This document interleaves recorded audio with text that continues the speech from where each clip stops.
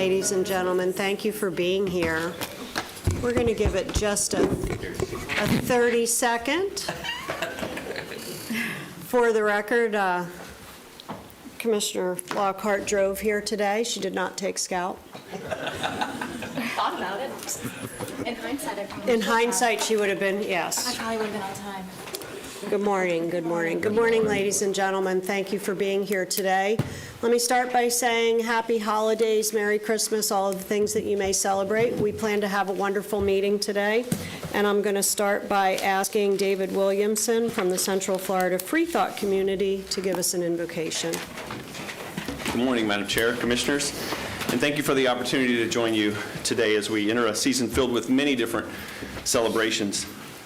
Homes across Seminole County are preparing for the holidays, rooted in a range of traditions, each carrying its own story of hope, renewal, and connection.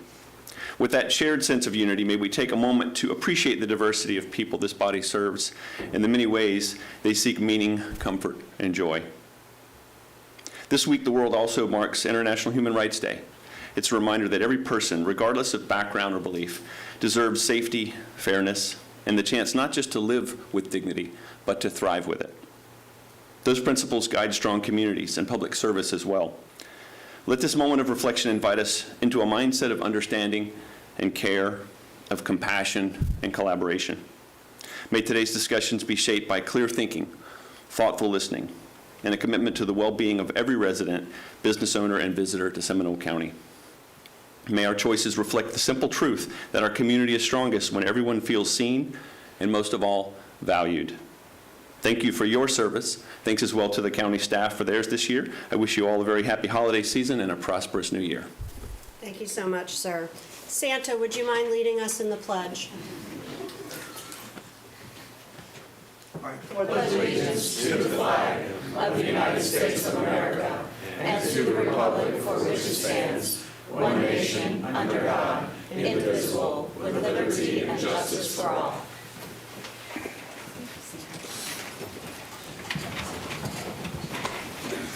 Thank you, gentlemen. We're going to move on to awards and presentations and proclamations. First is a proclamation that will be read by Commissioner Lockhart for our Veteran of the Month.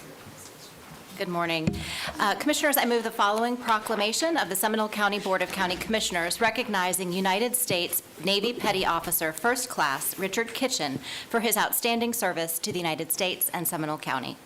Whereas the brave men and women of our Army, Navy, Marines, Air Force, Coast Guard, and Space Force demonstrate a resolute spirit and unmatched selflessness, reminding us there are few things more American than giving of ourselves to make a difference in the lives of others. And whereas throughout our country's history, generations of service members have answered the call to leave their families, their jobs, and put their futures and even their lives on the line to valiantly defend our nation. And whereas, for many service members, the sacrifice has ended in permanent injury or death, yet their spirit remains in the continued preservation of our freedoms and the promise of liberty. And whereas there are more than 30,000 living veterans in Seminole County who served our nation in times of peace and war, through their service, they kept America strong. And whereas Petty Officer Richard Kitchen served the United States Navy from 1968 to 1989 as an electronic technician, earning both submarine and surface warfare qualifications.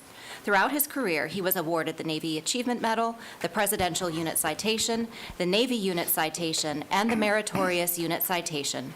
Petty Officer Kitchen spent most of his service conducting testing and evaluation for the Trident D5 ballistic missile program, a crucial component of the United States. And whereas Petty Officer Richard Kitchen relocated to Orlando in 1989, where he worked for Associated TV Repair. His final employment before retirement was with AMC Theaters, where he served as a facilities manager. And whereas Petty Officer Richard Kitchen has continued his lifelong commitment to service well beyond his military career, and for many years he has volunteered his time in partnership with local restaurants to organize and distribute toys to more than 50 children annually, ensuring that local families feel supported, valued, and remembered. For the past 10 years, he has embraced the role of Mall Santa at the Altamont Mall and has also appeared as Santa throughout the Southeast. In addition, he enjoys participating in 5K runs, completing roughly 25 races each year. Whereas Petty Officer Richard Kitchen has brought great credit and distinction upon himself, the United States of America, the United States Navy, and Seminole County.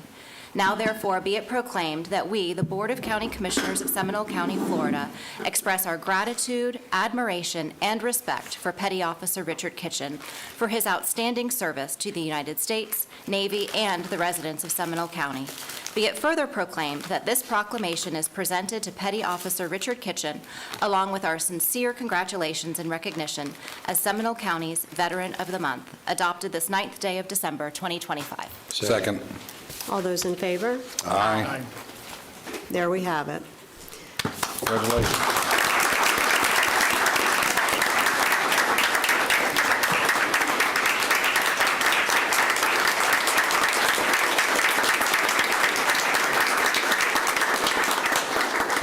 Petty Officer Kitchen, if you'd like to say a few words, we'd welcome you to do that. We have a second proclamation. We're going to read that next, and then we'll do pictures right after the second proclamation, but I would welcome you to the microphone.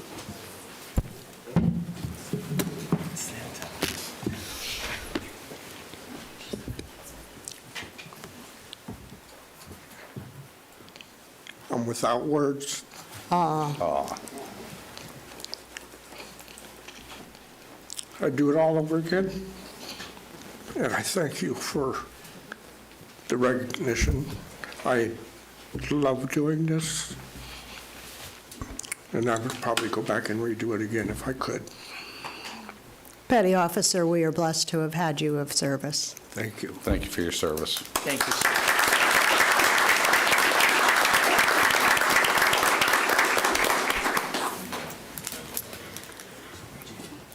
Our next proclamation is a resolution honoring the retirement of Assistant County Manager Melanie Kuntz. And based on our history together, I'm going to read this one. Commissioners, I offer the following resolution of the Seminole County Board of County Commissioners honoring the retirement of Assistant County Manager Melanie Kuntz.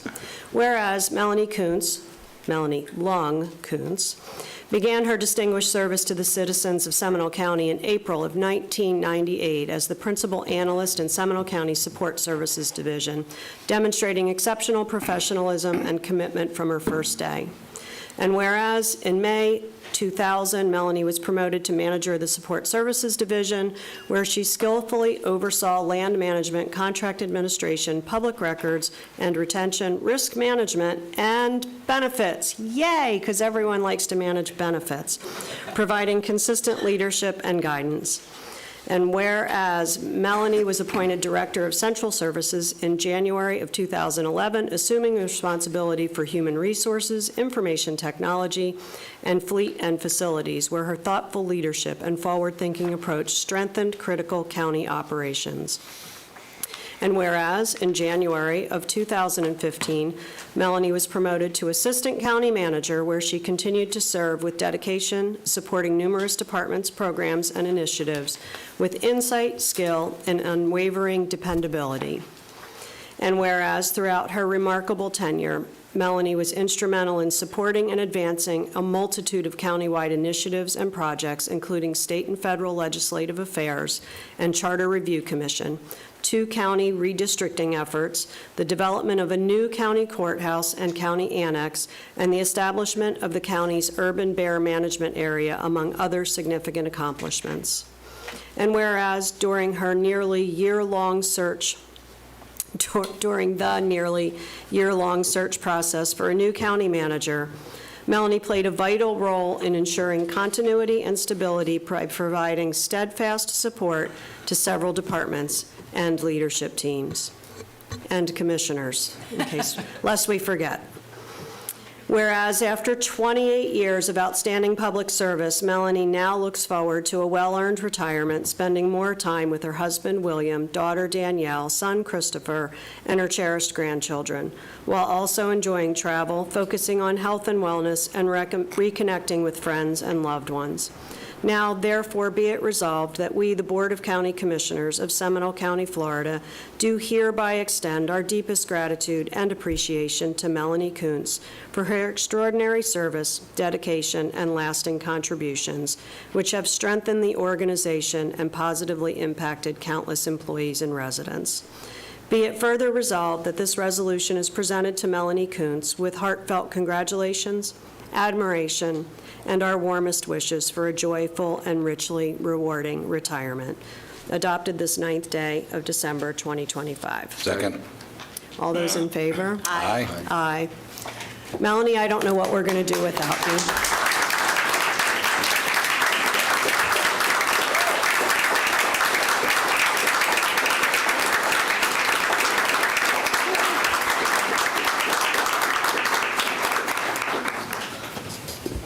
Thank you. Good morning. And this is emotional for me. I don't think I can read what I wrote. Can't. Really, you read it? I can't read it. For the record, Dominique Drager, not Melanie Kuntz. Wow, this is the last time I'll be saying that at a BCC meeting. Thank you all so much for the thoughtful retirement resolution. It's hard to believe this moment has arrived. Standing here today, I find myself reflecting on one wonderful chapter that is closing and another that is just beginning. When I first joined Seminole County in 1998, I never could have imagined the journey ahead. I still remember those early days, learning the ropes, meeting dedicated employees, and quickly realizing that local government isn't just about policies and paperwork. It's about people, community, and service. Over the years, I've had the privilege of growing alongside this organization, serving in many different roles. There were challenges, of course, but the work was always meaningful and deeply rewarding. In February 2015, I was honored to become Assistant County Manager, a role that allowed me to collaborate with every department on initiatives, large and small, that have helped shape the community's fabric.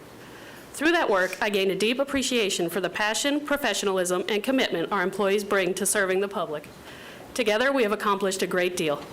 I've also had the privilege of learning from an exceptional group of county managers, Gary Kaiser, Kevin Grace, Cindy Cotto, Jim Hartman, Nicole Martz, and now Darren Gray. Each brought their own leadership style and wisdom, and I am grateful for the guidance they provided. And I've been equally honored to work alongside so many dedicated commissioners: Dick Vanderweed, Carlton Henley, Darrell McLean, Randy Morris, Brenda Carey, Mike McLean, John Horan, Grant Malloy, and our current esteemed board. Each of you has played a key role in guiding Seminole County forward, and it has been my privilege to support your efforts. Looking back, what stands out most aren't the projects or the policies. It's the people, the friendships, the teamwork, the laughter during the long meetings, and the shared sense of purpose that made Seminole County such a fulfilling place to build a career. To my colleagues, past and present, thank you for your collaboration, your support, and your friendship. To our leadership and elected officials, thank you for trusting me with the opportunity to serve. And to my family and friends, thank you for your patience, your encouragement, and for reminding me there is a world beyond the office walls. As I step into retirement, I do so with deep gratitude and tremendous pride in all we've accomplished together. Seminole County will always hold a special place in my heart. Thank you all for the memories, for the trust, and for the journey of a lifetime. Thank you. Commissioners, if I could have you join me on the floor for pictures.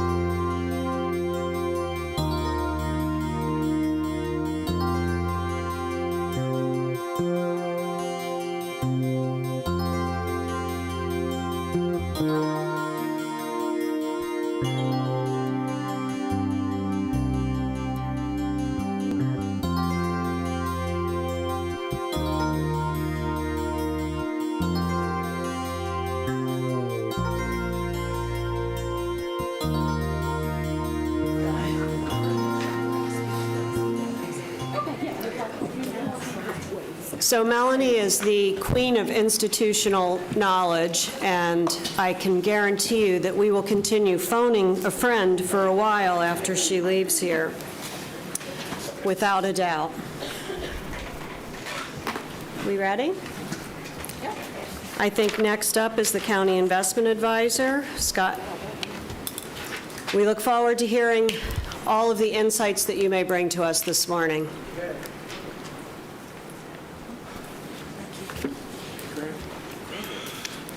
Okay, well, it's the day before the Fed meeting. Tomorrow the Fed meets, today and tomorrow the Fed meets.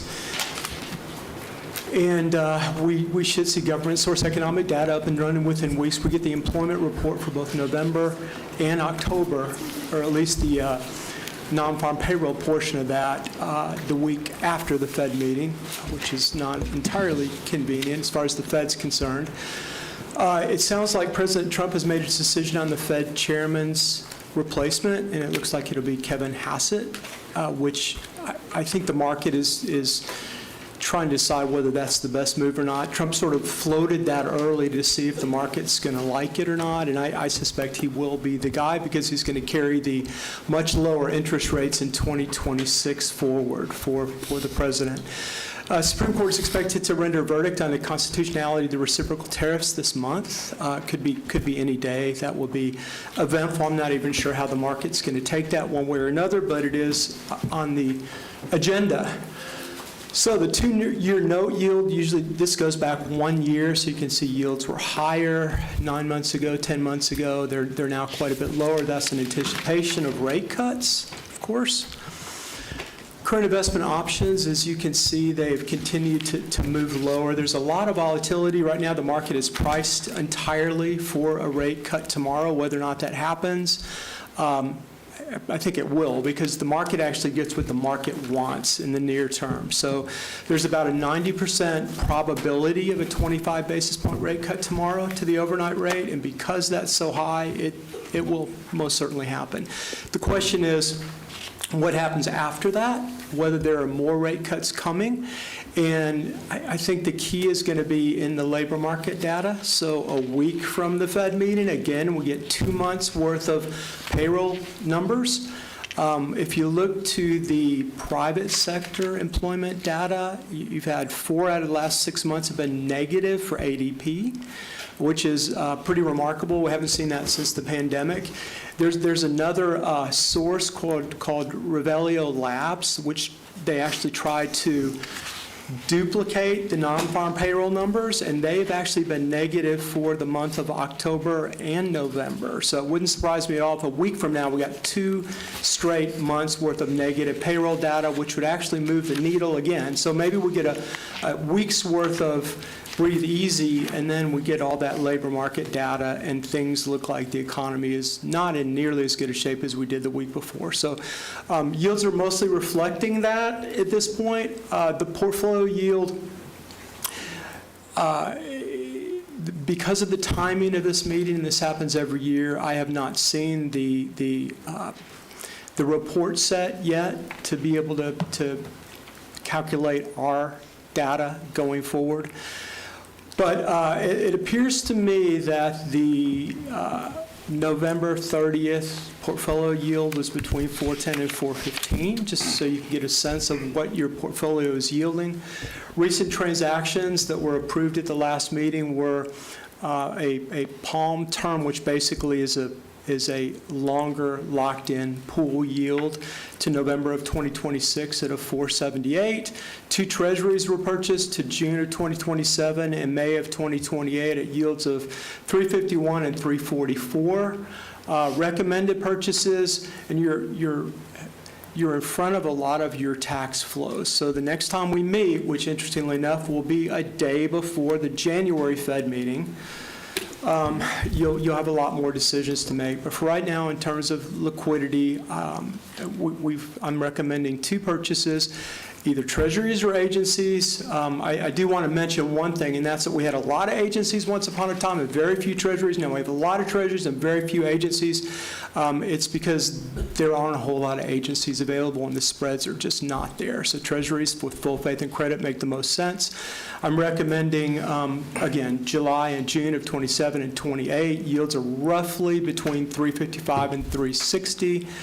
And that should essentially wrap us up for the year, and I'll be back at the end of January to have another discussion about what to do with your tax monies. But any questions that you guys might have? Thank you, Mr. McIntyre. I do want to ask you to explain how the transition of the Fed chair works. Okay, so Chairman Powell's term as chairman ends in May. He's actually a Fed governor, so theoretically he could stay on for a while longer, as the same way you guys do with your rotation.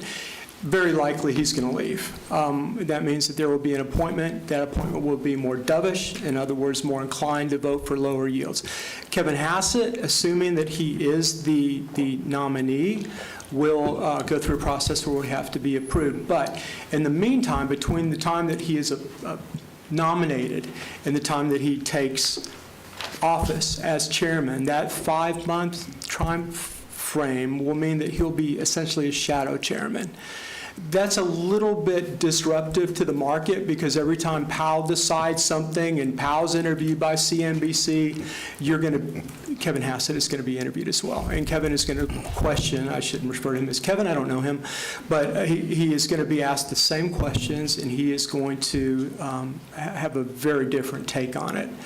So some people are a little bit concerned about the idea of the shadow chairman, that the two different sides are going to be always counter to each other for a period until things settle in, I assume, with him taking office in May as the chairman. Thank you. Sure. Commissioner Zimbauer? Thank you, Madam Chair. Scott, thank you very much. What's your take on, we're now seeing the highest default rate on car loans, especially in the subprime market, as well as about 7 basis point increase in second quarter in defaults of mortgage loans. Yeah, I've referred to this before, another good question. So, in terms of the mortgage rates, the Fed can only lower the overnight rate. The longer end of the curve reacts to inflation expectations, everything from the national debt. Mortgage rates are based on the 10-year. So you got to think to yourself, as you're an investor, are you interested in investing in the United States and hoping that you'll get your money back in 10 years? And there's a risk premium that gets built into that 10-year yield, a little bit more yield if you're going to buy that, and that reflects mortgage rates as well. Also, if you're cutting rates when the inflation rate is 3%, you're potentially stoking additional inflation. There's also expected to be back this year. People are going to get bigger tax refunds this year. There's this idea of the possibility of a dividend premium being paid to people. All of that puts dollars into folks' pockets. The flip side to your question is completely different, and the idea there is that we have a K-shaped recovery. Whereas the 10%, the top 10% of making 50% of the purchases and essentially driving the entire economy. The lower end of the K refers to the other half of the United States who is living day-to-day, bill-to-bill. So the idea of defaults rising, you do have large defaults, everything from credit cards 90 days past due to automobile loans 90 days past due to student loans being past due, is going to be this tug of war that we have. It really gives economists the opportunity to have a really good narrative one way or another because there is no right answer. We're going to have to see how this all unfolds. My guess is that the economy is not as robust in 2026. I think that, a healthy economy has a very strong middle class, and our middle class is not as strong as it was. Great, thank you. Thank you. Board members, if there are no further questions, I'll entertain a motion. A motion to implement recommendations of our financial advisor based on the report submitted today and recommend the clerk implement said board recommendations. Second. First and a second. All those in favor? Aye. Opposed? Thank you. Thank you, Scott. Happy holidays. Same to you. Christmas. Travel safely. Same to you. Ladies and gentlemen, we've come to the portion of the program where we're going to talk about the consent agenda. There will be public comment opportunity prior to our consideration of the consent agenda. If you would like to speak, please fill out a yellow form and hand it to Ms. Drager up front, who is managing the forms. It looks like she may have a couple up there already. If you have not turned in a form, you will not be called on to speak. And I'll turn it over to our County Attorney, Kate Latour, to read the public participation requirements. Thank you, Madam Chairman. Good morning. Florida law provides that members of the public shall be given a reasonable opportunity to be heard on propositions before the Board of County Commissioners, except when the board is acting on emergency or ministerial matters or conducting a meeting exempt from the requirements of the Sunshine Law. Individuals shall be permitted 3 minutes each for public comment or 6 minutes when the individual is an official representative of a formal association or group. The chairman may modify the maximum time for public comment at her sole discretion when appropriate. Public comments on quasi-judicial or other public hearing items will occur during the board's consideration of those items this afternoon. Public comments on pending procurement matters or on non-agenda items shall not be permitted at this time. Members of the public desiring to make public comment must fill out a speaker form and present the form to staff, and forms are available in the lobby. Madam Chairman. Thank you so much. So the public comment for this morning will be related to the consent agenda only. And Commissioners, we're going to be looking at items 4, 4A, and 4B, just calling that out to your attention, through 24. County Manager, do you have any revisions that you'd like to present? Thank you, Madam Chairman and Commissioners. Yes, a couple, and thanks for reminding. We have had 2 additions, 4A and 4B, to call to your attention. Also, I'd like to pull item 24. I'm just looking to get more information. That's regarding the Bike Walk Central Florida Agreement. I'm looking into that a little bit more, and I will be bringing that back to the board. Commissioners, are there any items that you would like to pull? I'd like to pull 19. We're pulling 19.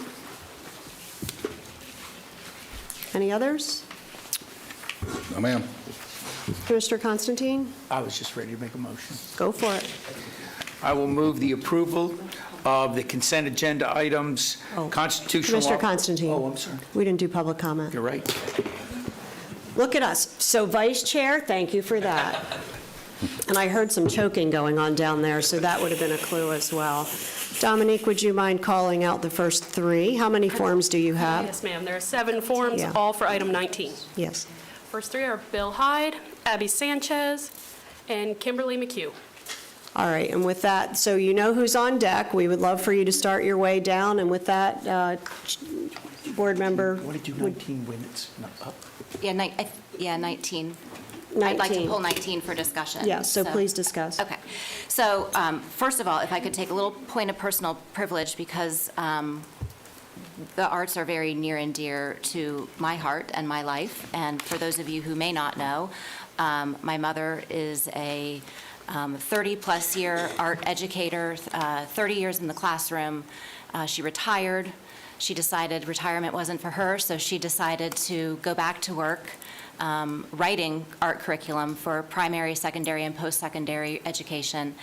And the arts were so important to her and to our family that she spent a month in Africa teaching children about art. So note that everything that I am about to say comes from that lens. Incredibly supportive of the arts, and believe that at 83, after having a stroke, she is able to function as well as she does because of the impact of the arts in her life. And it is one of the things that she still hits with a stride like you wouldn't believe. In fact, she still has classes in her studio at her home where she teaches twice a week because the arts are hardwired in her brain. And without that, she wouldn't have much to be focusing on right now. So we are very blessed. And I think that there are multiple public studies that show that a community that has cultural public arts programs thrives, and both socioeconomically and otherwise. So that's my lens. And with that, the reason I'm pulling this is because I want to make sure that we are using taxpayer dollars as best we can so that the money that is allocated is going to the programs that this board intended them to go to. So this has had a lot of different iterations over the years. I was here as a staff member with Ms. Coons for many years, and I remember when we gave all of the county taxpayer dollars to United Arts down in Orlando. And we didn't feel that we really got much return on that investment. And the board decided that we would take all of those Seminole County taxpayer dollars and give them to Seminole County cultural arts programs. And then we decided we would do our own grants program. And Mr. Durr and his team spent a boatload of time, effort, and energy saddled with figuring out who would get these grants. And then we said, well, you know what, maybe that's not the best use of our staff's time. Let's give the money directly to Seminole Cultural Arts Council, who is the designated by this board entity to receive the license plate funds that come from the state of Florida. Let's just give them the funds and let them distribute them in the grants, because they are closest to the agencies that are providing the services. So when we started asking questions about this, and I thank so much to Guy Cunha, who was able to provide the documentation for me, I have more questions that I need to have answered. Because last year of the we gave $56,000, according to, I think, the information we were given, to Seminole Cultural Arts Council. If I'm reading their budget documents correctly, only $14,000 was given out by the agency in grant funds.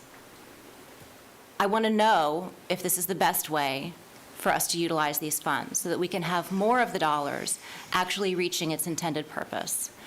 That is why I'm pulling this item, to ask for more time, to ask for more information, do some comparative, what we did prior, what we're doing now. Is there a better way to do this?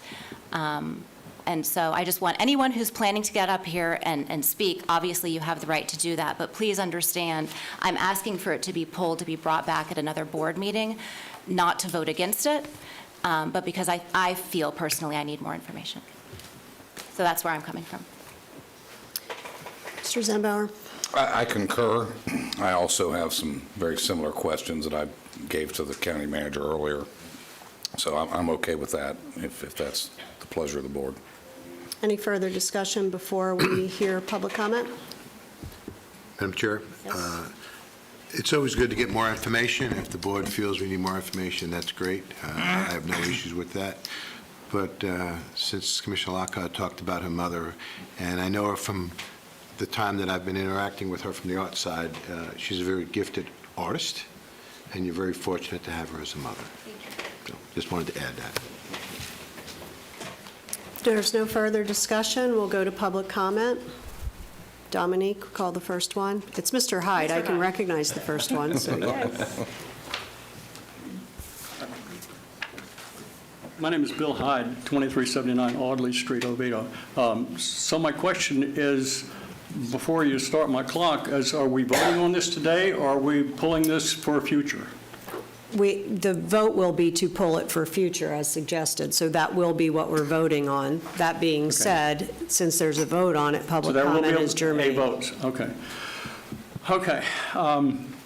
My name is Bill Hyde. I live at 2379 Audley Street in Oviedo. I hadn't intended to speak today on this because y'all all got my email, but two things are very dangerous. One is that you publish, the agenda for me to read, and the second thing is I have lots of coffee in the morning. So you all pretty much know how I feel, but I want to go back to a few months ago. This board increased my taxes quite a bit, not once, not twice, but 3 times. I didn't say anything, but I listened to them. And when I listened, all I heard was, we can't cut anything. We're spending all of your money as close to the bone as we possibly can. So I didn't say anything. A month ago, I went over the agenda that you so graciously let me read, and there were a lot of items going out for grants and approvals of agreements with various community agencies that all provide services. I read through them. I didn't say a word. There was a lot of buzz about it in the social media, though. Believe me, I can tell you that. but I heard very clearly that all of the items that were on that agenda were for health, people's health, putting a roof over somebody's head. It was for domestic violence, and those were all great. I didn't say a word about that. But then I read this one, and I have no gripe with community arts. I mean, I live in Oviedo. We have an icon right down there on Central Avenue, and Bob Delore has known him for longer than I have. A guy that does ceramics in the community and spreads the word. But as I read this went from $56,000 to like $73,000 in one fell swoop. And I can't read all the numbers because I don't have access to it, but it looks like this is mostly for salary, maybe for like one person. Well, your money is not going to what you just talked about. What you talked about was our tax money going to the grants to provide arts, but it looks like this is going to just salary. I will remind you that there are other advisory councils in this county that don't have any paid staff, that do a lot of direct good, and I will bring up, obviously, the Veterans Advisory Councils that get no money, and actually it directly impact people's lives.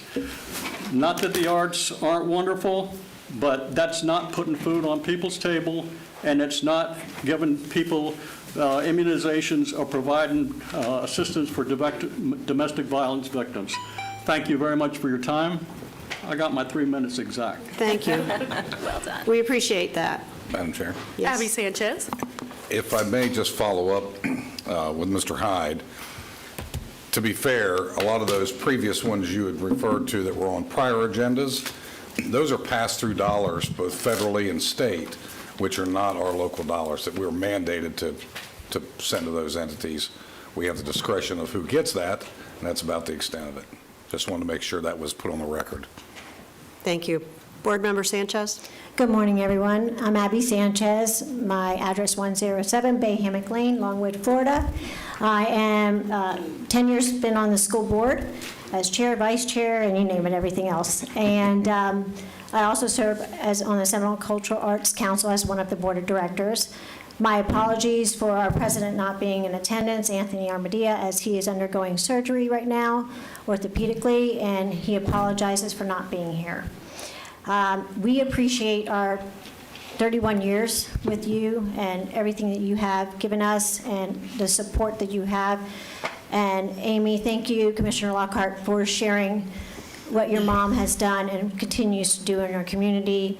Each and every one of you, I know, I listen to your thoughts and know each and every one of you feel pretty much the same about how critical it is to keep the arts alive and what has done for our underserved community and everything it does for everybody, and from visual arts to culinary arts to architecture to graphics design. I can go on and on and on to film. It has helped our children feel valued. It has helped them build self-esteem. It has helped them in every which way.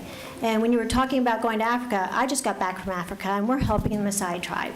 And to see their eyes lighten up and find their gift and their self-esteem and build their growth and understanding all the things that they can do.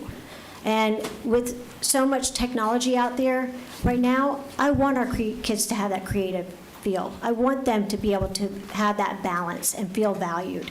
And it's extremely critical for that. So I am believe so much that the arts need to be funded, and the cultural arts program has blossomed so much, and we have done so much for the community, within scholarships to grants to camps, you name it. And I know you received numerous emails as well from different people through the community, and I know you received our budget and understanding, and you want to have time to look over that, so I appreciate that, and I appreciate everything that you do. Thank you so much. Board Member Sanchez, before you leave, would you just clarify whether it's this organization that's doing something in Africa or a No, separate? it's me. It's just Thank you. something separate that I'm doing Just on my wanted own. It's not wanted to make them. that, sure that Yes. was on the record. Thank you. Thank you. Next speaker. Kimberly McHugh. Are there speakers after that? Yes, ma'am. Can you call them out? Stephen Young, Sharon Batty, Don Epps, and Virginia Poe. So you guys are on deck. Thank you. Kimberly McHugh, 2520 Dakota Trail from Park, Florida. Good morning, Commissioners. My name is Kimberly McHugh. I serve as the PTSA President at Lake Howell High School. I'm here today to speak in support of the Seminole Cultural Arts in County's investment in the SCAC. This investment makes a real measurable difference for students and families across Seminole County. At Lake Howell High School, SCAC funds are being used to support our Winter Art Festival coming up this Saturday. I forwarded invitations to each of you. This event showcases student musicians, visual artists, and performers across 6 schools in Seminole County. It brings together families, teachers, and the broader community for a completely free event. For many students, this is the first time their creative work has been celebrated publicly outside of the classroom. That moment matters. Through SCAC investment, also SCCPTA receives funding to support our Reflections Award ceremony. Similar investments have supported PTAs throughout Seminole County. These opportunities help students feel seen, valued, and encouraged to keep creating. The return on this investment is clear. The arts builds confidence, they improve student engagement and communication skills. And for some students, participation in the arts is what keeps them engaged in school and motivated to succeed. If Seminole County withdraws investment in SCAC, the impact will be immediate. Student opportunities will be reduced, community events will disappear, and a proven support system for arts education will be lost. I respectfully urge the Board of County Commissioners to continue investing in the Seminole Cultural Arts Council and in students and families who benefit from its work every day. I would also like to personally invite each of you to attend the Lake Howell High School Winter Arts Festival and see firsthand the return on your investment. You'll see students sharing their talents, standing a little taller, realizing that what they create has values. Thank you for your time. Thank you. Stephen Young.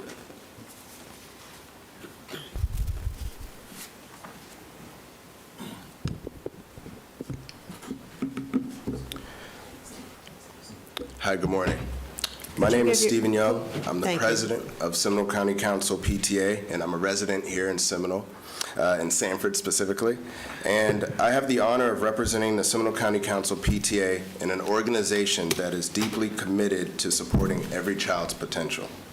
Seminole County Council PTA was honored to receive a grant funding from Seminole Cultural Arts Council earlier this fall.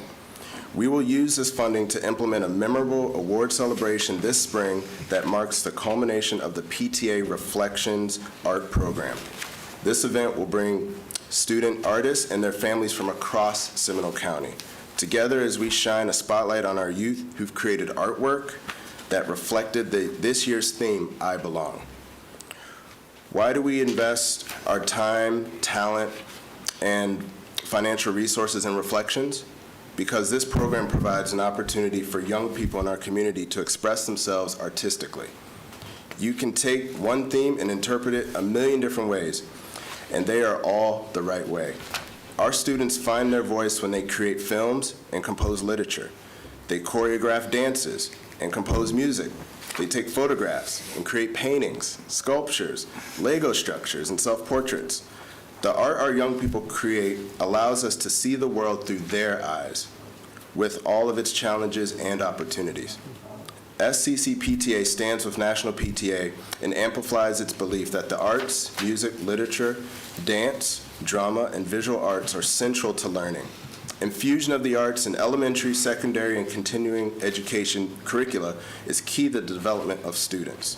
Like National PTA, we support programs that promote public awareness of the arts and arts education, which is exactly what the Seminole Cultural Arts Council does. We are grateful we have SCAC here in our community, opening doors to possibilities for people of all ages to find themselves in the arts. The arts matter in Seminole County because our children matter in Seminole County. Thank you for your support, Commissioners. That's all I have. Thank you. Thank you very much. Sharon Batty.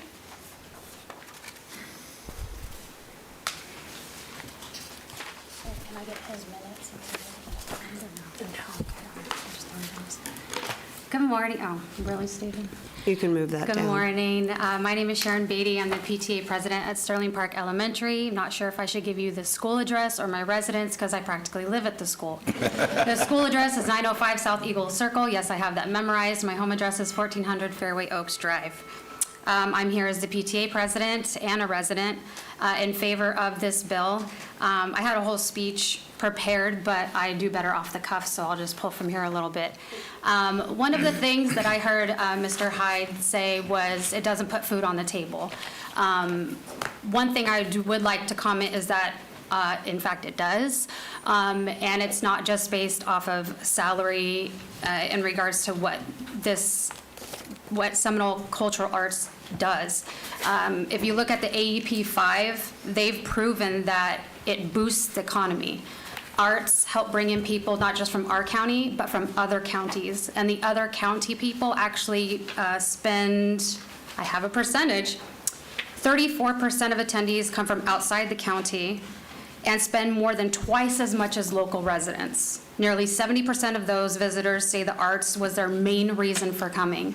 So although I do also not particularly like paying a lot of taxes, I'm with you there, Hyde, I am in more favor of paying the taxes to put food on the table. For instance, we're a recipient of the grant this year, and it was our first time because we unfortunately hadn't applied before. They are giving us money to do a 50th anniversary mural for our school. That mural will put food on the table for the artists that will create it for us. That mural will show the kids in our school what art can achieve in an already depleting amount of money that's going to funds in the arts at school. My PTA board members and PTA members are here in unison speaking out that we want this to go through. As you said, Ms. Lockhart, your mom was in art. I just saw on your Facebook page all the lovely food you put on there. I would like to be invited to the next Sunday dinner, please. If you make the mac and cheese, I'll put it out there. Commissioner Bob, you take photography. You beautiful portraits. You know art touches you firsthand. Even Mr. Constantine, Commissioner Constantine, you just got a Lifetime Achievement Award. Congratulations, by the way. And I bet that bronze eagle looks good on your desk, doesn't it? And that was done by an artist. So yes, I want us to be very particular about how we go about this. And I commend you, Lockhart, for wanting to look at it and go, let's make sure this is going to the right way. That's what we should do for everything. So maybe a few other items should be looked at as well. But don't take it away from the arts, please. Yes, let's have accountability, but let's, as you've heard from here today, a lot of our PTAs are benefiting from that in an already growing hard economic time. We allocate $10,000 of our money just to go to food for the kids at our school. You know what I'm saying? Like, look at other things that need money too. We have kids who are eating off the floor in the cafeteria because they're not eating at home. And I understand that that's not on the agenda right now, and that's not what we're talking about, but I would be remiss if I didn't sneak that in there somewhere. Thank you. My time is over. Thank you. God bless you all. Thank you. Don Epps.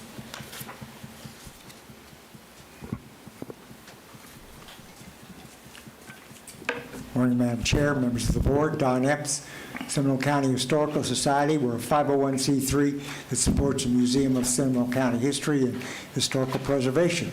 Over the past number of years, we have joined with the Arts Council to support numerous local artists exhibiting within the museum in various different formats.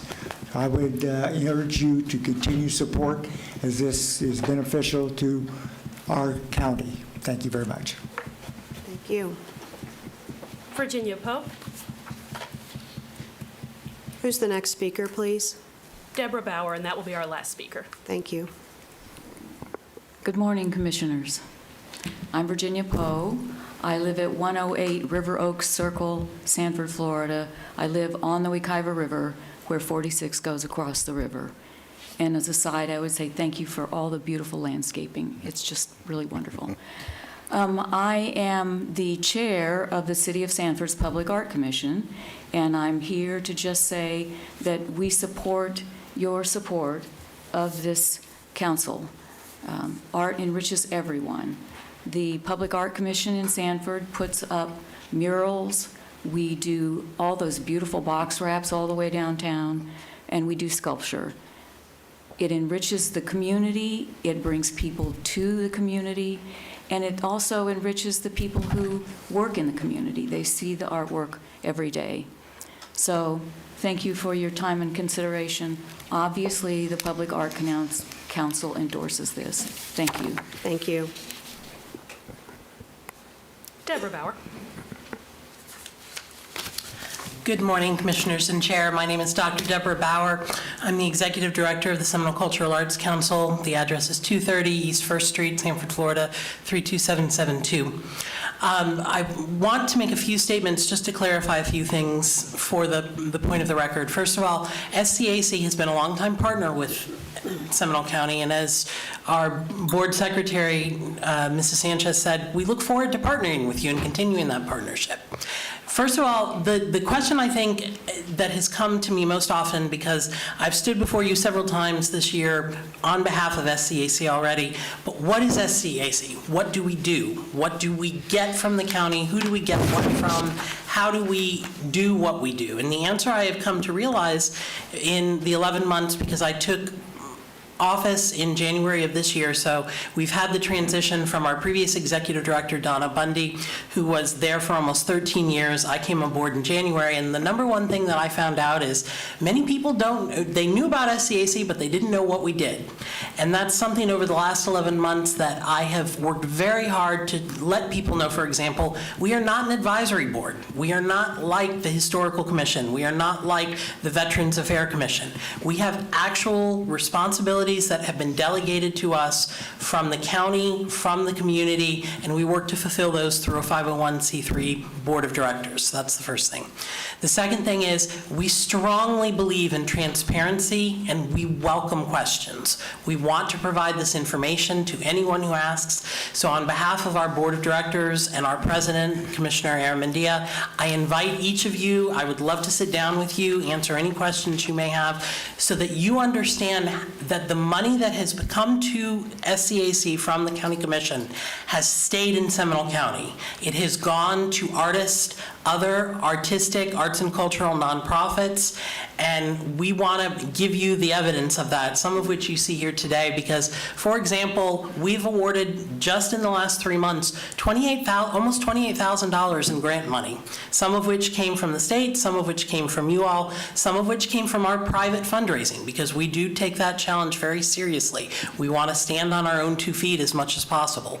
But during times of transition, these can be and having questions asked is never a bad thing, but we do want to have the opportunity to give you the information. And I also welcome this. The public can always go to our website. Our contact information is there. I invite people like Mr. Hyde to ask questions so that we have a clear understanding and accurate information is being put out in the public, because much as we all know, people get a tidbit of truth, and then through the telephone game, things start to change. And before you know it, mistruths and inaccuracies can be compounded in the press, and I'd like to see that avoided. So I look forward to partnering with you over the next month. Hope I can address any questions, comments, or concerns, and I'm here should you have further need. Thank you.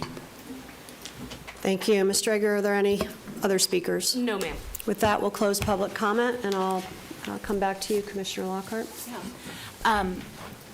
So just a couple of things that are on top of mind that I want staff to be thinking about in terms of what I'm thinking I'd like to have come back, and some of the ideas, and frankly, going back and reading our minutes from the 2023 meeting, when we made the decision to give SCAC additional funds on top of the funds that we had already been giving them in 2023.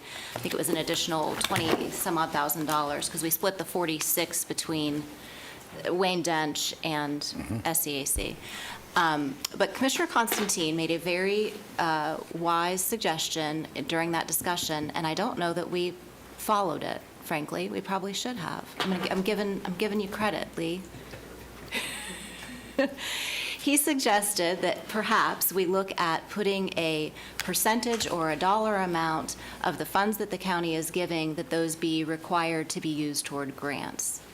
And I think my response was, I don't know that we need to micromanage, Big Brother telling, private sector what to do, even though it is, taxpayer money. I get that. That's something maybe we might want to go back and look at again, maybe looking at the idea of having it be a matching grant. Just thinking about this from the perspective of not just because we've done it this way, but how can we do it better? How can we encourage more public participation? Because I think every nonprofit that we support, we have said, whether it be the homeless shelter or any agency that comes before us for funding for community assistance funding, the ongoing theme is how can we help these organizations stand up so that they are doing more of the support of their own organizations and not the taxpayers of Seminole County. That is the ultimate goal. So with that, I will also ask not just that we bring back this item so my motion is to bring back this item at an upcoming board meeting and let staff determine what that board meeting, what the timing needs to be based on when you can gather all the information. So that's my motion, and then I have another comment. I will second that motion without going into everything Commissioner Lockhart. I think for me, it's more about seeing documents, financial documents. I can make some extrapolations based on that, on how that money is being utilized, so I'll support bringing this back and letting staff gather that information, letting the council supply those documents, and then we can have everything before us to make good decisions. Commissioner Constantine? Thank you very much. On the motion, I just feel uncomfortable. I'll support the motion, but I feel uncomfortable about keeping it at some future meeting.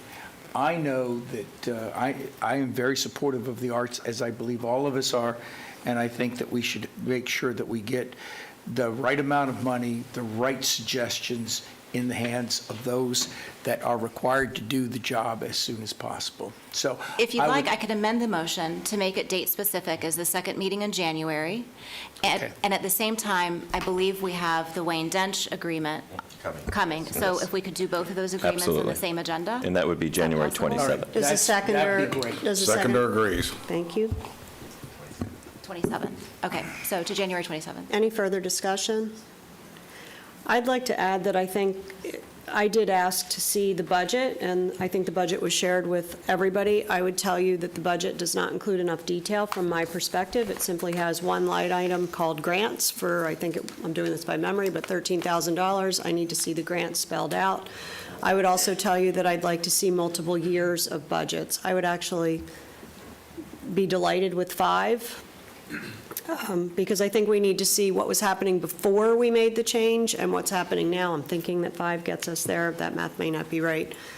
But I think they need to be detailed line item budgets. I think we are here because there is not enough transparency, and I think going forward we need to solve that issue.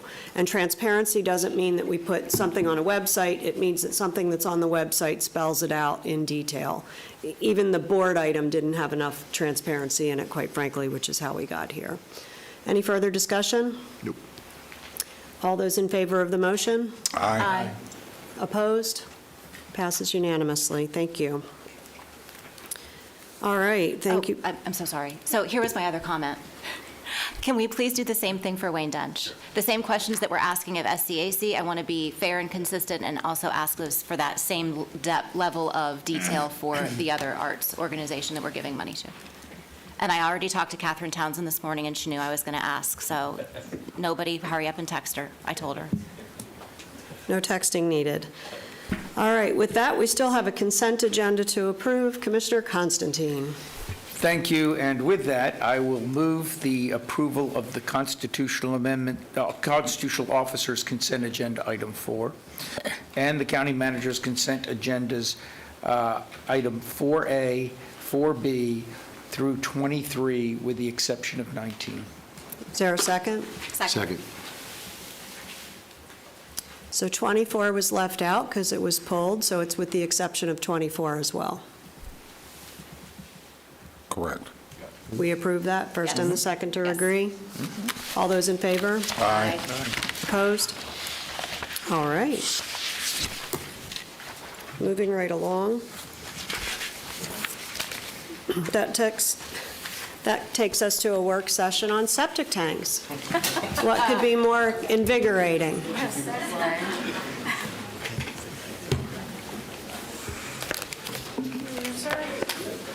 Don't leave now. This is when it gets really fun. PTA doesn't want to stay for the septic tank discussion?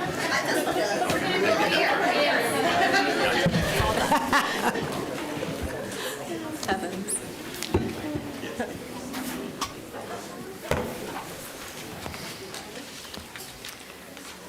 So this will be Johnny Edwards, Utility Director, with Kim Ornberg, Environmental Services Director, and we really do say it in jest. We are very appreciative of all the work that you do to keep everything going in the right direction. Thank you very much. And good morning, Chairman and Commissioners. We appreciate the opportunity to present your favorite topic, septic tanks, this morning.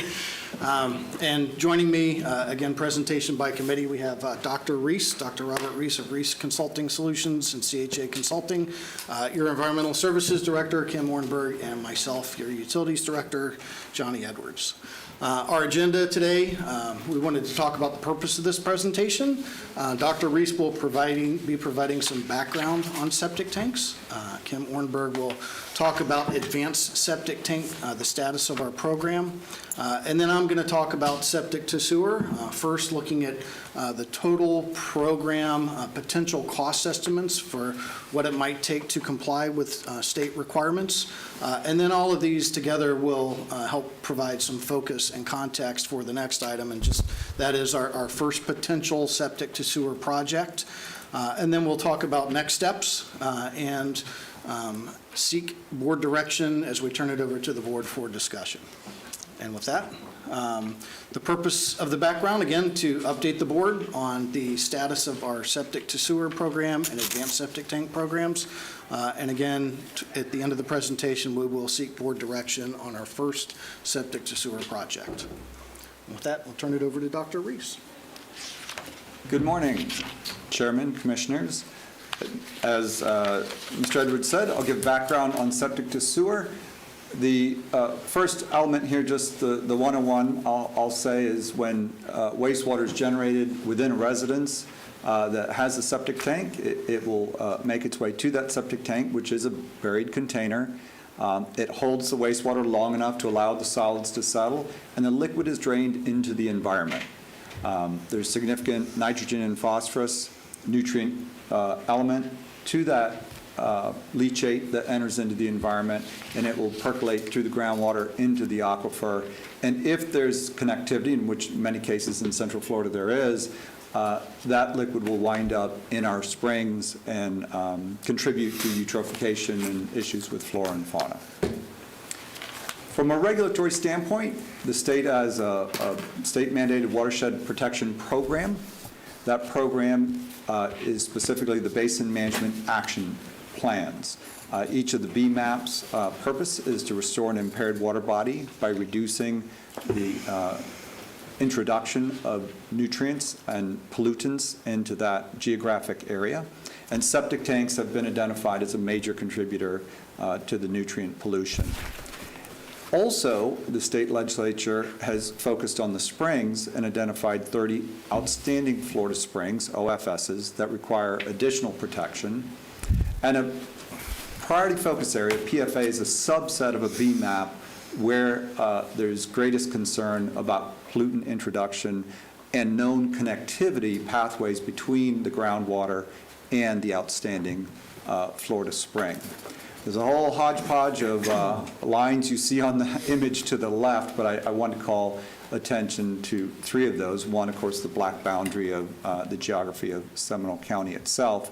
And then there's a purple boundary in the southwest bottom left corner of this image, which is the Wekiwa Springs and Rock Springs BMAP. The spring is Wakaiwa, and the river is the Wakaiva. They get used interchangeably, including myself, but Kim Warrenberg does a fine job of reminding me that the BMAP is the Wakaiwa BMAP, and it has a priority focus area within it for the Wakaiwa Spring, and that is the orange boundary again on the bottom left of the screen. And you'll see that priority focus area encompasses the northwest corner of Seminole County, and that's the yellow square that you see.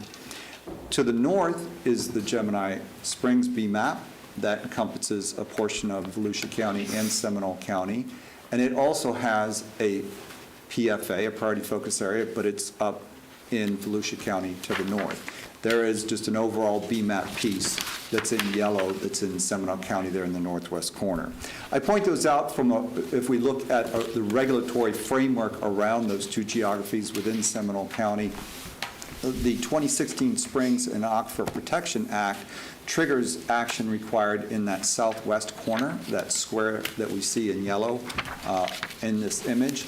And it defined requirements for improving outstanding Florida springs, and it requires that Seminole County that remediate septic tanks within that area, and the county has until 2038 to do so. It is specific to parcels of 1 acre or less, of which there would be a septic tank already existing on there. The regulatory requirement is to remediate that. Subsequent to that, in 2023, House Bill 1379 was passed that noted that if there was a priority focus area within a BMAP, that remediation was required within the entire BMAP geography. So while that previous piece of legislation that I mentioned did not capture the county's portion of the Wakaiva Springs, the Gemini Springs BMAP that we see in yellow here, this bill did capture it. So there is a requirement to remediate the existing septic tanks in this area in yellow, also by 2038. And again, this remediation is for parcels that are 1 acre or less that have an existing tank. So let's speak to remediation options. We took a look at this last year when we came before you. Certainly, from an environmental standpoint, these transferring from a septic tank to central sewer has significant and maximum benefits. In that instance, that's because the wastewater is conveyed to a treatment plant for advanced treatment. The other option is having an advanced on-site septic treatment unit. There's still a tank, but additional equipment that supports increased reduction in nutrients right there on site at the parcel. There's some pros and cons between both of those options. On the pro side, for going to a treatment plant through central sewer, it eliminates the direct discharge to the groundwater. The treated wastewater can be reused for beneficial reuse, minimal homeowner maintenance, increased property value. A lot of things we're quite familiar with when we switch from septic to central.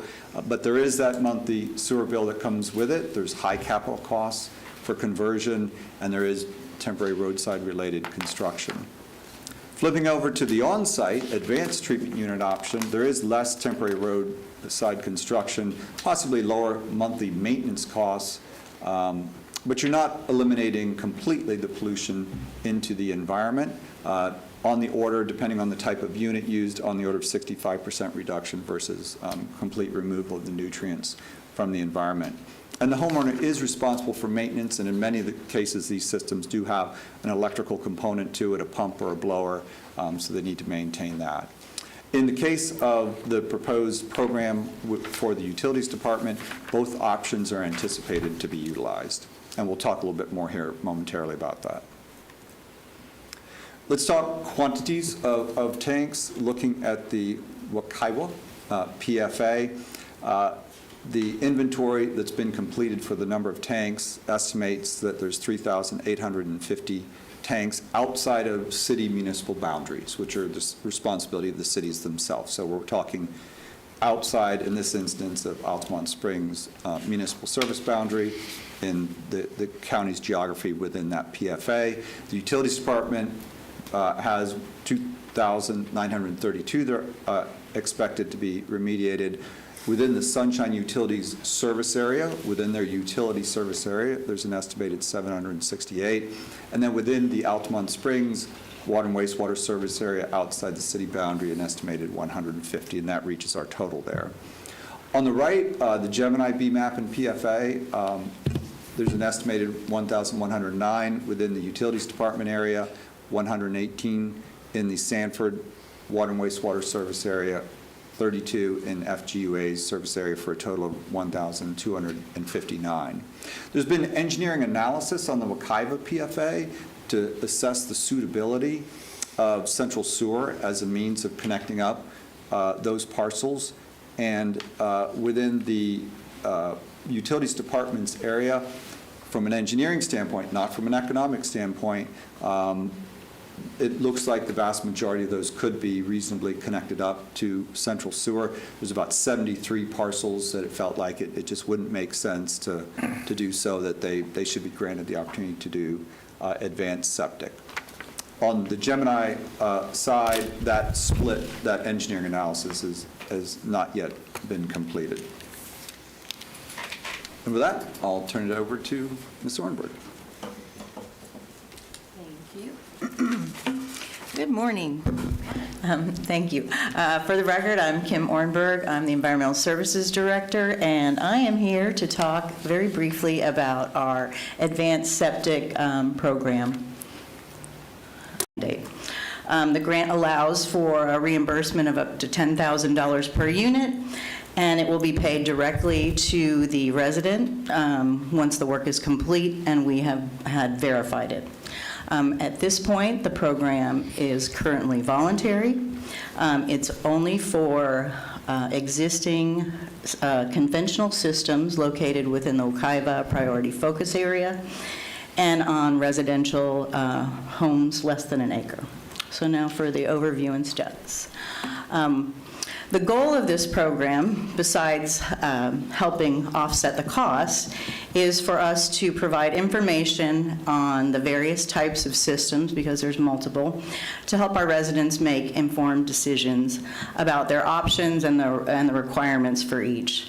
We also want to make sure that the reimbursement process is as smooth and simple as possible. And of course, we want to make sure that the installations are done properly and the systems are functioning the way they're supposed to. So with that in mind, we've been working with the Seminole County Department of Health, who you all know will be sending out direct owners. You have septic tanks. You need to convert them to advanced in compliance with the state requirements. The second bullet, we could say, hey, we want to convert all of these septic tanks onto central sewer system.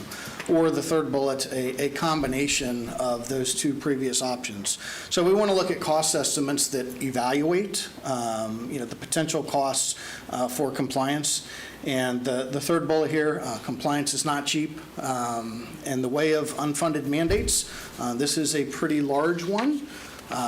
Just to walk through the table real quickly, the top row reflects the number of tanks in the Wekiva area that, from an engineering perspective, could be eligible for septic to sewer. In the blue column, accounting for numerous variables, we provided bookends, a range of potential costs from $218 to $304 million to convert those to central sewer. On the lower end of that range, you're looking at approximately $75,000 per tank to convert to central sewer. In the purple column, we also took a look at bringing reclaimed irrigation water back into these communities during the construction. We know that there's not enough supply of reclaimed to bring it back everywhere, but we provided a range of cost estimates. So between the blue and the purple, maybe reclaimed in some places and not having reclaimed in others. And in the green column, we wanted to look for comparison purposes of the cost of advanced septic tanks. From what we understand from the Department of Health, they're seeing a range between $20,000 and $40,000 to convert a conventional septic tank to an advanced septic tank. We've seen a contract recently in Lake County that suggests that $20,000 is a reasonable estimate. And looking at the next line, in the Gemini area, cost per tank go up a little bit, and I'll say as high as, in the purple column, $208 million to convert those tanks, bringing back reclaim. You're looking at a cost of almost $190,000 per tank conversion. The advanced row, you see a couple items down. Again, those are the 73 tanks that Dr. Reese mentioned in the Wekiva area that would be exceedingly challenging from an engineering and construction standpoint to put on central sewer, so they would be likely candidates for conversion to an advanced septic tank. And then we total the columns down at the bottom. So that's a lot. Those are some large numbers, and we ask the question, okay, why is septic to sewer so expensive? With new developments, utilities are typically installed first. You got a contractor working in a dirt field. They put the utilities in first, and the costs are spread across the cost of the home, say in a new subdivision.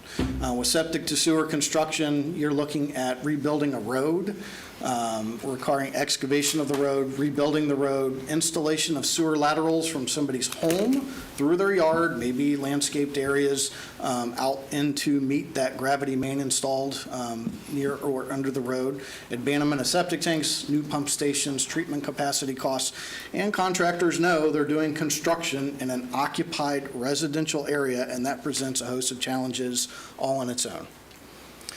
So we asked the question, how can this possibly, how can we pay for septic to sewer? And wanted to provide a couple examples. The first example may be somewhat extreme, but we asked the question, what if the owners of these affected septic tanks fronted or paid the costs for the conversion of septic to sewer? The assumptions we list off to the left, again, compliance by 2038. We said, what if we divided these tanks into 4 separate projects over time? We made the assumption that there's no new grant funding to support these septic to sewer projects. And again, being paid by the affected property owners or septic tank owners, the results for compliance with the state law yielded a range of between $400 and $1,254 per month for 30 years. It has been quite some time, but my first mortgage, I will tell you, was in that range. And that is, I think anybody would agree, more than most family budgets can afford. And again, this is not a recommendation. This is just an illustration for the expanse of this cost, nor would we recommend necessarily putting a line item on a water bill. So that's not great, those costs. We wanted to look at how can we get those costs down. So the next option we wanted to look at is, okay, what if we had all of our utility customers help fund the septic to sewer program? Similar analysis, similar assumptions, no new grant funding, the same deadline, but we have 46,000, give or take, existing utilities customers that we could bring into the fold. And the results of that analysis is getting the monthly payments, again for 30 years, down to a range of $31 to $113 per month to comply with the state law. Just as a comparison, our average utility bill is just over $100 a month, so even the reduced cost from a percent increase perspective is substantial. All right, so we wanted to provide some perspective, some context on the cost of septic to sewer, and wanted to look at our first potential project. Typically, when we talk about septic to sewer projects, there are 3 sources of funding. We have homeowner participation, the local government or utility may contribute funds, and there may be grants or appropriations from external sources. Just talking about the first 2, and we'll get back to homeowner participation in just a moment, we have grant support, $10 million grant from DEP with a 50% match requirement. That grant does have a schedule associated with it, and we've been talking with DEP about amending that schedule. We have a couple other appropriations listed, but to utilize the $10 million grant from DEP, we're looking at a minimum of about a $20 million septic to sewer project. That would be $12.6 million from the external funds and $7.4 million from county funds. We already have approved in our CIP budget a little over $9 million. So we have enough to handle a $20 million project with some scope and bid contingency. But like I said, I'd like to get back to homeowner participation for just a moment. If a utility installs a gravity sewer main adjacent to a lot, the Florida statutes and county code currently say that that resident or septic tank owner is required to connect to that main. So these are requirements both on the state and local level. Well, what would that cost? We have a capacity fee, our utility, of just over $3,000. That is just to connect, and that is the same fee that would be required for new development. Every home in a new development pays that, and we have a development pays for development policy in the county. The next line, the homeowner abandoning a septic tank would be looking at the construction costs to physically make that connection. Those costs we estimate in the range of $6,000 to $10,000 per connection to abandon the septic tank and actually run the sewer lateral to the main. So the total homeowner expense, looking out of pocket for this, would be in the range of $9,000 to $13,000 per tank. And by comparison, the advanced septic tank program that Kim mentioned, even with the grant, those homeowners are looking at being out of pocket somewhere between $10,000 and $30,000. So to try to organize some of these numbers and make them a little bit more digestible, put it in another table. And option one in this table, we just looked at, okay, what if we're doing, we want to utilize the grant from DEP and we're meeting the match. So we're just talking about the grants and the currently budgeted utilities funds. For just over $20 million, we estimate we could do approximately 267 tanks, remediate that number of tanks. We provided a range in options 2 to 4, 5 to 15%. 5% would cover just a little bit more than the capacity fee that we mentioned earlier. Option 4, 15%, would cover a little bit closer to what the advanced septic tank owners would be looking to be out of pocket. For those additional funds, we could add, you see 1326 or approximately 40 tanks to increase the scope of a septic to sewer project, or we could use those funds to pay back the water and sewer fund for the match component of option of the $20 million project. To the right, we provided just kind of a menu, a range of monthly or annual payments over different payback periods for what the costs of the homeowner participation could be in this scenario. So before we conclude the presentation, we wanted to talk briefly about next steps. Staff, in the absence of direction otherwise, plan to continue to apply for grants and appropriations to help pay for this. We do plan to schedule a septic to sewer work session next year to come back and talk a little bit more about the total program for compliance with the state requirements and bringing back updates that may be available. And then the last item, in January, we're scheduled currently to talk about our draft master plan CIP, 1, to look at the needs of the utility, and then 2, we can talk about different scenarios that include allocations for septic to sewer. So with that, this is our final slide. I did want to read the 3 decision points that we have for the board and then turn it over to the board for discussion and direction. The first is whether or not the board wants staff to proceed with the first septic to sewer project and the Wekiva PFA to utilize the existing DEP grant. The second question would be whether the board wants to seek homeowner participation through either an MSBU or a special assessment district. And we didn't get into detail on this, but these are a couple options for how those assessments could occur. MSBU, the county has several MSBU programs where they seek they seek a residential vote and get the residents' interest. First, I think a special assessment district would be more from a leadership perspective. This is what is going to be required, and that could come through a special assessment district. The last bullet is if we are going to seek homeowner funding, skin in the game from the septic tank owners, does the board want us to return that to the water use and sewer fund, or utilize that to increase the scope of the project to remediate more tanks as indicated in the table below? So that is a lot. I greatly appreciate your patience in this presentation, and with that, we are concluded. Thank you very much. Great presentation. Thank you to the entire team. I will point out that they did come with a contingency plan. In the lack of direction, they're still going to do stuff. I heard that loud and clear, but my goal today is to get you some direction. How about that?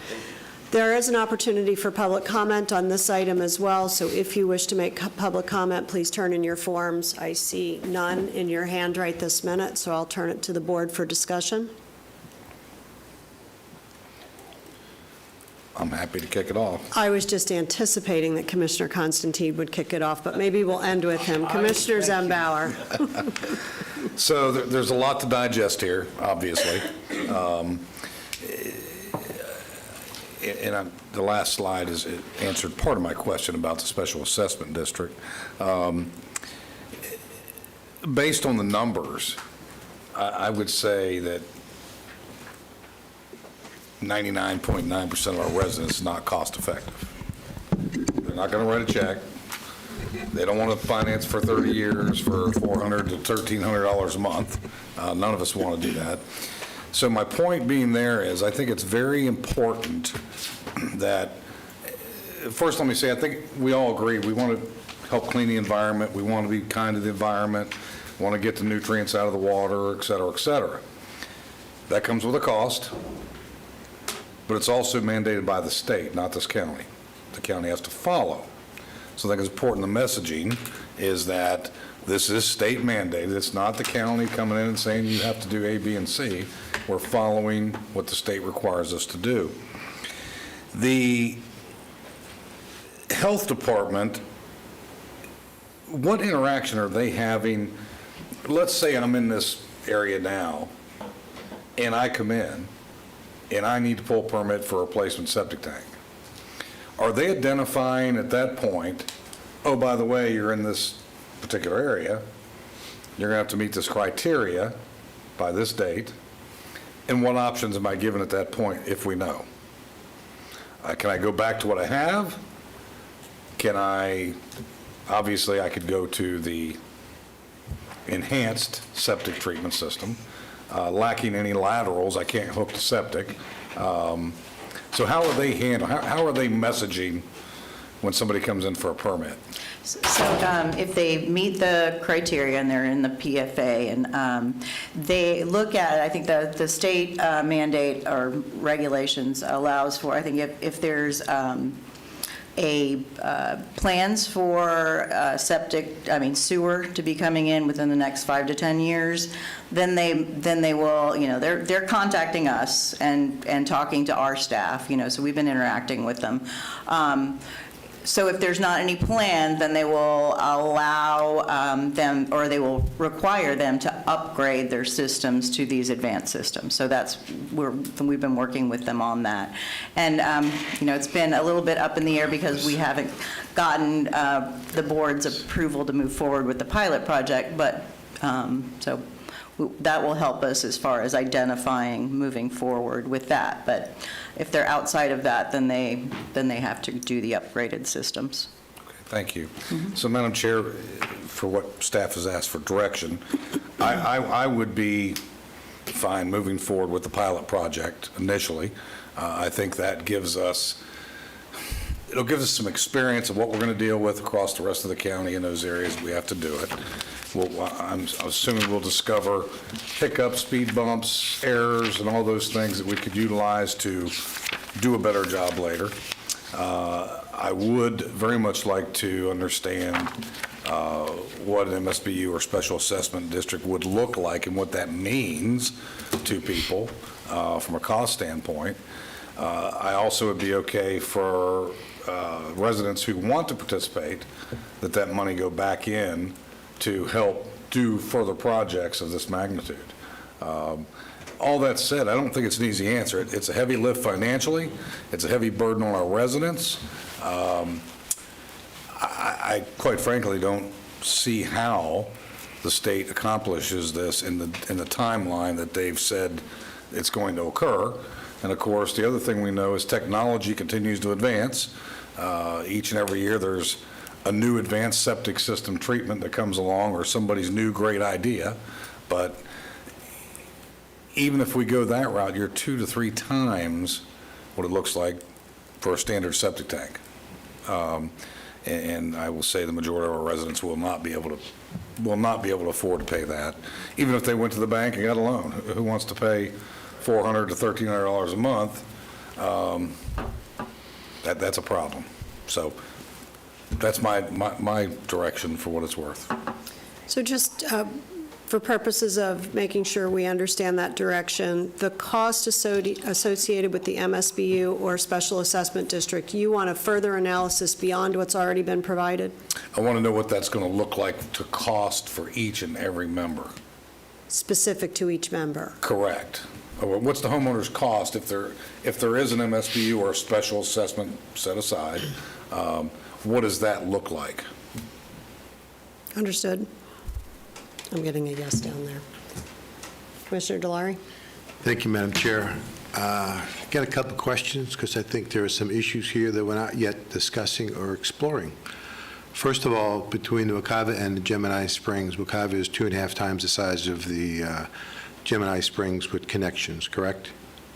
So which one is more impaired? Which one is more of an issue than the other? Or are they both at the same level?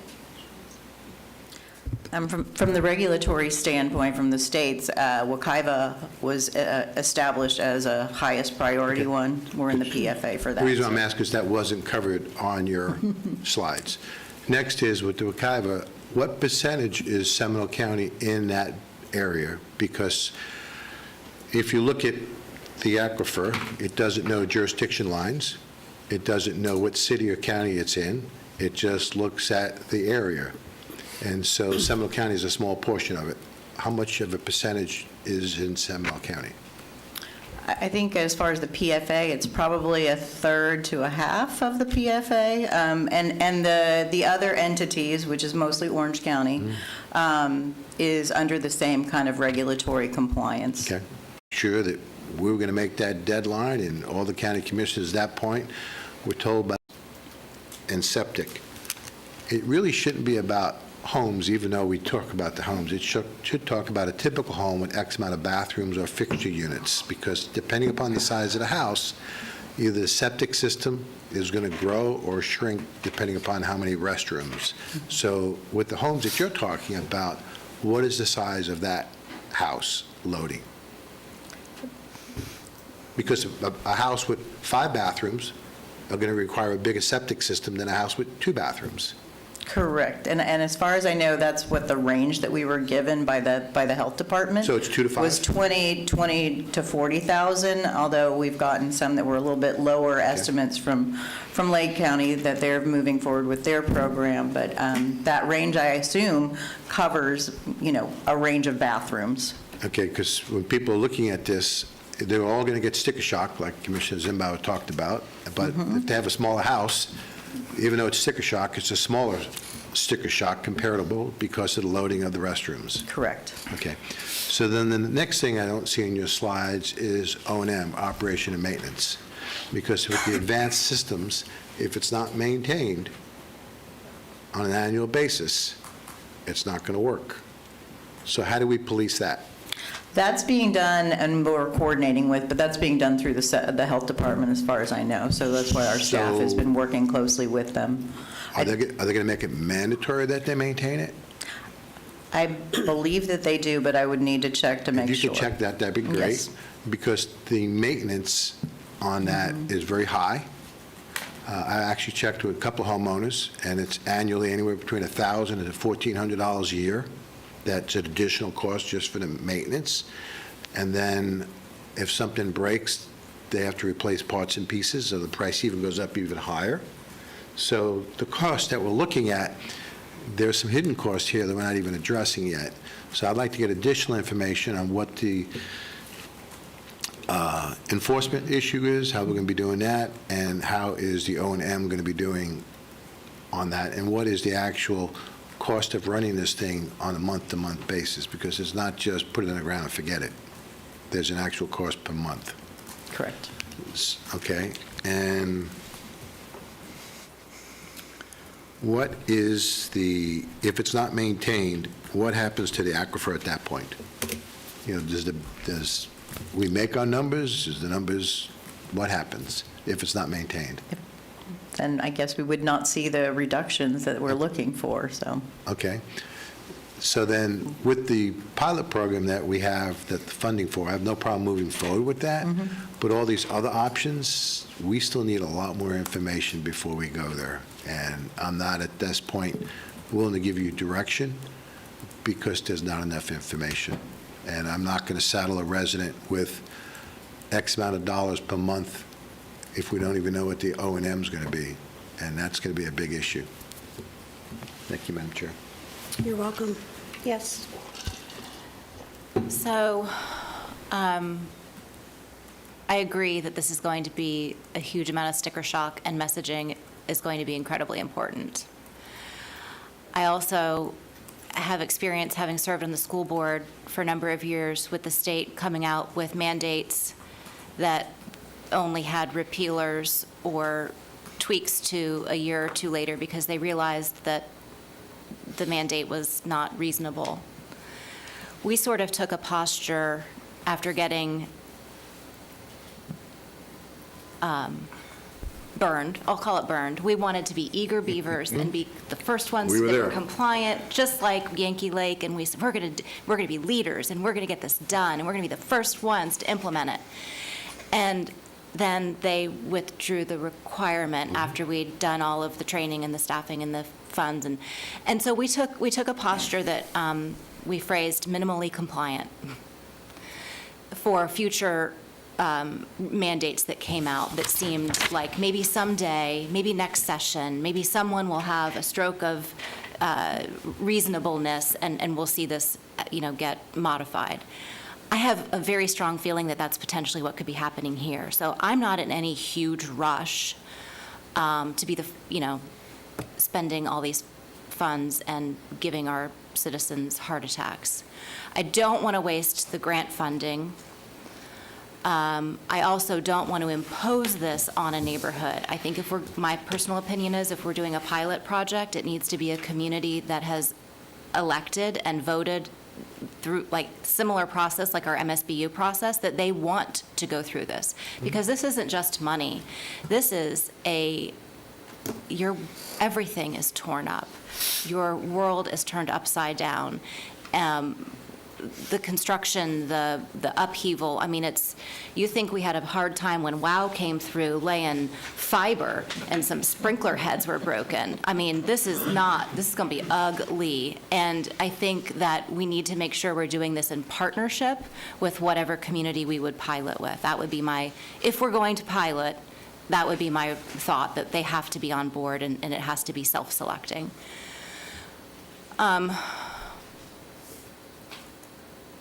It's just totally mind-boggling to think that we're going to do this to our residents. Don't want the Wekiva to run green. I don't want, right? Like Commissioner Zembauer said at the very beginning, we want to be environmentally sensitive. We want to do the best that we can for our springs and for our natural places, but at what cost? This is a tough pill to swallow. I don't know if that gives you the direction you're looking for or not. Madam Chair, I have a question, if I can follow up with Commissioner Lockhart's comment. Please. Can you tell us, the grant money, is it time sensitive? Is there a time limit on that? Yes. I believe there is, isn't there? Well, there is a schedule tied to the DEP grant. We've been talking to DEP about amending that schedule, so we'd like to get back with them later this month and amend it. What's the current deadline, and what are they talking about possibly? Well, so the current deadline would have us completing pre-construction services at the end of this year. So clearly, that's not going to happen. There you go. So we have to amend the schedule, And just based on feedback from today, we can talk to DEP about what is a reasonable time frame to complete pre-construction and then go through bidding and construction. Yeah, that's what Paul Harvey calls the rest of the story. Okay, well, that may change my direction a little bit, so thank you. Commissioner Constantine? Well, thank you, Commissioner and other commissioners. I wanted to wait for, I know you all thought that I was just chomping at the bit for this, but I'm going to maybe shock some of you to say that I agree with you. With the comments that have been made. And I'll tell you, but I have a different, I have an advantage in the fact that I've seen these numbers before. And Dr. Reese and staff, thank you very much for everything that you've done, because it's not me saying this anymore, okay? And I've been saying this because I knew this day was going to come. And by the way, I'm sorry that I left a few minutes early. I had to visit our sanitary sewer system. So that's TMI. But let me just, and please let me just give a few minutes because I haven't said anything yet. But when I first saw these numbers and when I was chair of environmental preservation back in 2009 and 2010, there were 2,900,000 septic tanks in Florida. So you think these numbers are mind-boggling? We're only talking about 4,000 in Seminole County's system. 2.9 million. And there were a lot of different things, all the way from going to sanitary sewer everywhere to whatever else we could do at a minimum. And you all have known that I, in some cases, in some places, have gotten a black eye because I suggested an inspection system once every 5 years. That was, quite frankly, the least of everything else that had to be done to do this. Because look at the page that they brought back to you on the, in the background as far as the pros and cons. We're talking about the water we drink. And Florida's waters are one of the most, it is our economic engine, our water systems, our rivers, our streams, certainly our springs. And this is a catastrophe coming down the pike. That we can kick it down the curb to the people that are going to follow us and to the generations that follow us, and we'd be making a grave error and absent leadership. 2.9 million septic tanks, and everybody that you ask will tell you they're taking care of theirs. Mm-hmm. Everybody. But do you know how many septic tanks in that year, 2010, with 2.9 million septic tanks, were inspected voluntarily? 17,000. Less than 1%. And the program that requires people to that voluntarily inspect their septic tanks is when you add a bathroom or a bedroom to your home. And when you add a bathroom or a bedroom, you allow, at that point, the DOH, now the DEP, to come into your house and check the septic tank. And so you think your septic tank's working, or you wouldn't invite them in to do that because you're going to add a bedroom, and therefore you're going to need more capacity. More than 50% of those weren't working properly. So recommendations? Yeah, I'm giving a history because I want you to know where I keep on asking I'm about coming from. operation and Please. maintenance, Lee. Yeah, and thank you. So what we have now is, where we are, and we're just a very small microcosm of the bigger picture. I concur with all of you that we can't impose this on our citizens because it's too big too much, too large, and at some point, the legislature is going to have to bite the bullet and do what's right, which they should have been done all along. And whether it's 2038 or 2045, it's coming, guys. It's coming. So the thing that, oh, and I wanted also to, most of the septic tanks in Florida, because it was done in the boom of the 80s and 90s, were over 30 years old.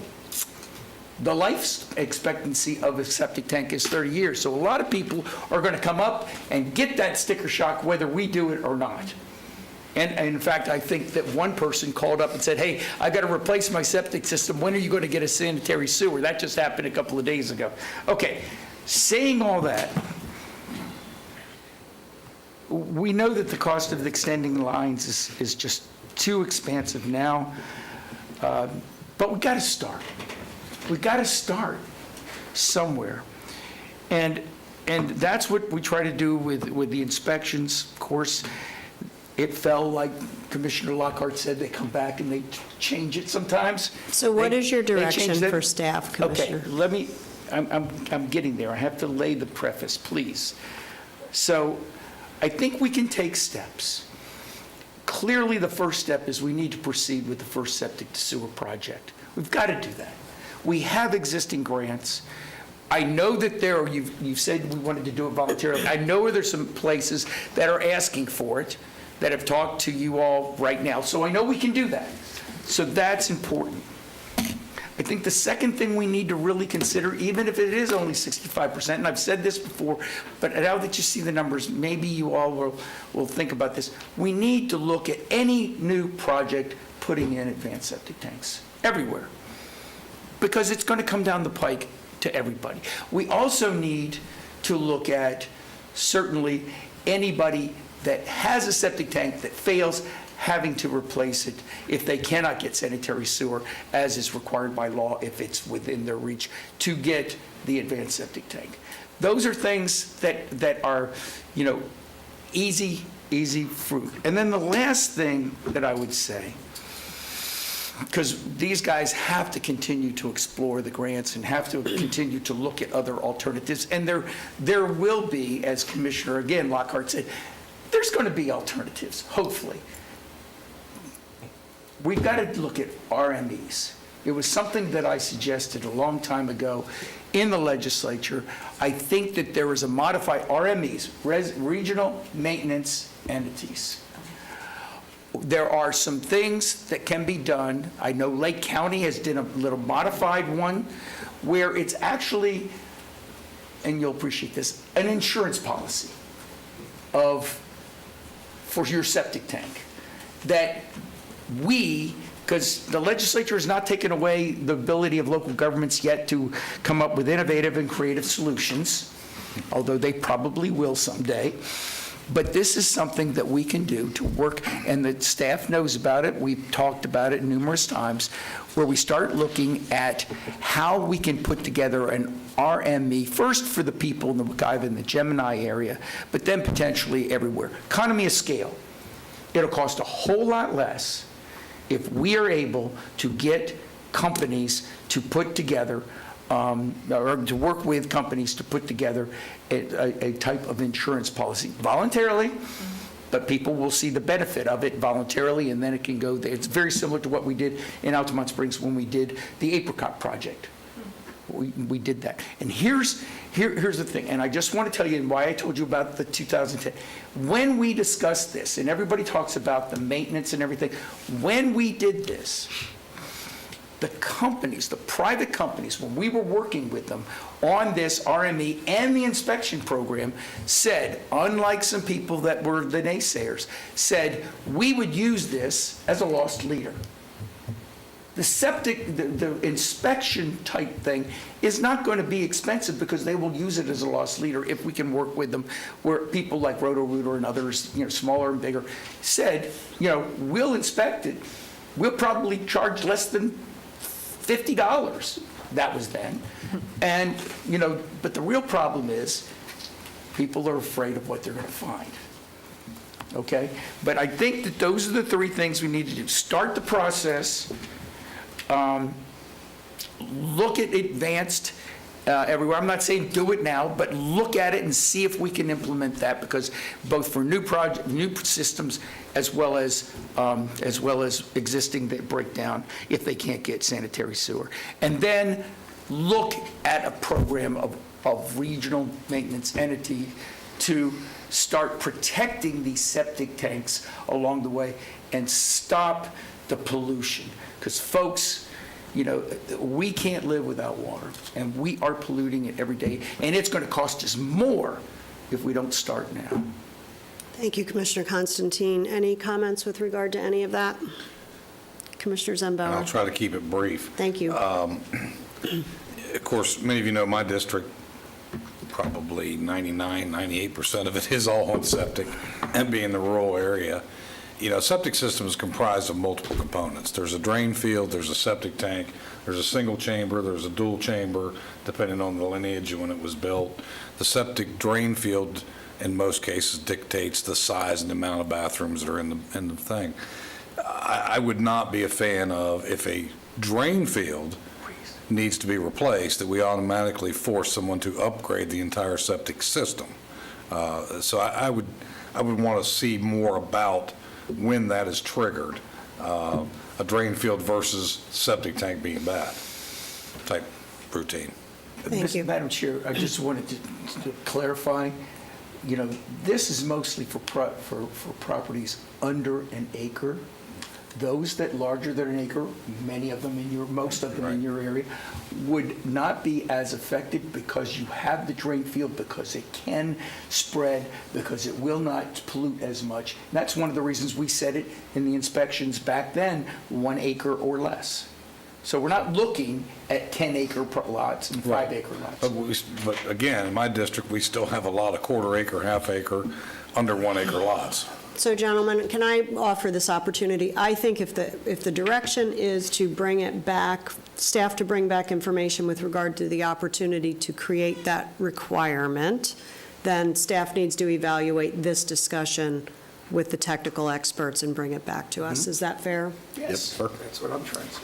So I'll give you my direction. I do think we should proceed with the first septic to sewer project. I think it should be somebody that wants to do it. Otherwise, you'll never hit a deadline. I mean, you won't be able to execute it if the neighborhood is not willing. I do think there should be some level of homeowner participation, because there is some level of homeowner participation in a septic tank. And we can pretend that the current septic tanks, old school septic tanks, I've owned many of them, don't require monthly maintenance. It's not that they don't require it, it's that we just don't do it until the big bill comes due, and we ignore that for as long as we can and just let it leach into the ground. That's how it works right now. It's just that we're not paying our fair share for those folks that are on those systems.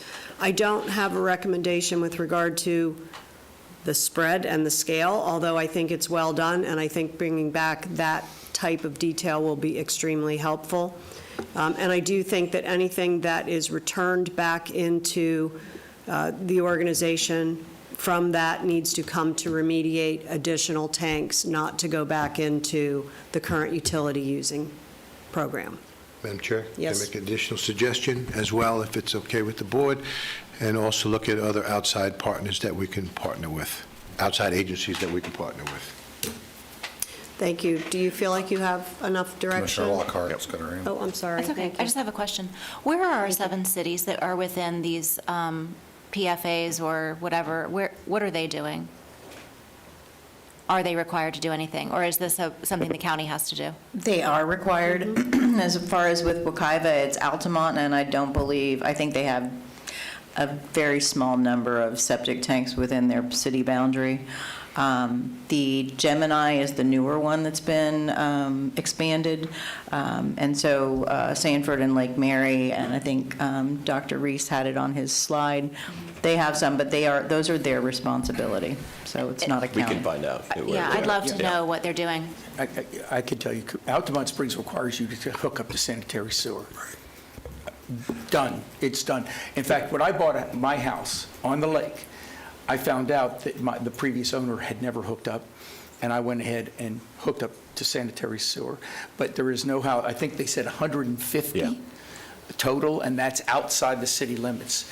I think there's, Altamont Springs does that in the Wekiva area now. They have 12. It's on slide number 665. And I did want to ask the chairman, when you mentioned, what the direction, you did include them looking into things like RMEs and other things, right? I did not supersede any of, it is not my role to supersede No, any I of the know, but I direction mean, given by other in commissioners. your I simply suggestion- gave my suggestion. In your suggestion, was that, I didn't hear it Yeah, I have directly, but that. anybody I wrote else- that, I got that down. Yeah, but I thought that it was kind of like, No, her statement was, you heard the conversation here, please Yep. Good. take all that back. She included all our statements? All of your statements are included, and Perfect, then I that's- gave mine, which was specific to the direction they're asking for. I was I may- less curious about the number and what they're actually doing. Yeah. The City of Altamont Springs has applied for a grant here this year, and their intent is to obtain co-funding and address the septic tanks within the municipal boundaries, which are separate from anything that's discussed here. So they are seeking to remediate through co-funding, supporting that effort. What is co-funding? Getting a grant or an appropriation to offset the cost to the utility and the homeowner. I don't know the specifics of whether they intend to have the homeowners participate, but relative to a program, they have initiated efforts to get some grant monies to be able to move forward and remediate those tanks within the city municipal boundaries.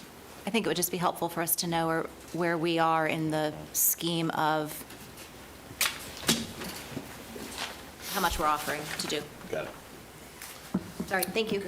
All good? Thank you very much for your presentation. Thank you all. Chair, can we take a 5-minute recess? If you Any objection? must. 5-minute recess. So we will be back here at 11:36.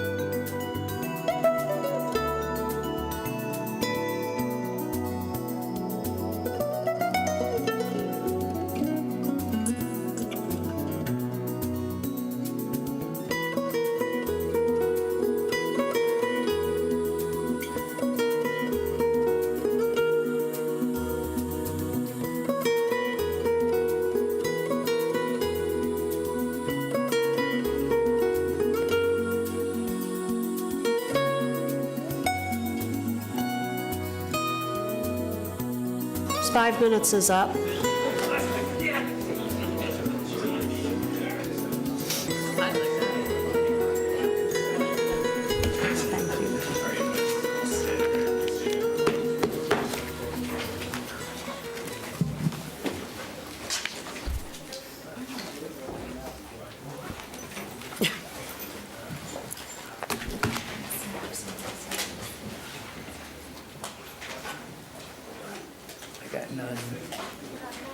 Got none. All right, I'll call us back to order. We are on to the next item, item number 26, Basin Studies. Again, this is an opportunity for public input, so should you think you'd like to speak on this, please fill out a form, and I'll turn it over to John Slott. Thank you, Madam Chair. For the record, John Slott, Director of Public Works. Thank you all for the opportunity to come speak to you today on our basin study. This is one of 3 basin studies groups that we will bring back to you in the coming 3 months now. This one will happen to be around what we affectionately call the East County basins, which actually are in the central Seminole County. So don't ask me why, it just happens to be that way. We'll have our newly minted Chief Design Engineer, Joe LaFosso, come up and walk us through the presentation. We're also joined by our consultants from both Geocentech and Arduro that will be here to answer any of your questions. In addition to this presentation and the remaining presentations on the 13 basins within the county, we will also bring back the Stormwater Master Plan, which is the composite document for all of these basin concepts. So today, we will go through an overview of the basin studies. We'll talk to you a little bit about the timeline we've been on these basin reviews. The key thing for the board here is we utilized this time for the 16 basins within the county. We studied 13 of them. This was a big bang approach. The one thing I think we learned as a team is that we really don't want to do a big bang again. It takes a significant amount of time. It takes duration. We have a lot of residents and yourselves, the board and staff, that utilize this information. So moving forward after this, we'll be coming back to you at the end, once we've encapsulated all 13 basin approvals, to change that method to an always ready method. So we will engage a consultancy to keep all of the basin models up to date, so we are, quote unquote, always ready versus a big bang approach. So today we'll show you what we grouped as basins groups 1, A, B, and C, show you some next steps, and then we'll ask for requested action. With that, I'd like to bring up Mr. LaFosso to move us through the presentation. Thank you, Mr. Director, Madam Chairman, fellow commissioners. To begin with, for these basin studies as a program, we ask, what is a drainage basin? And that is it's also known as a watershed.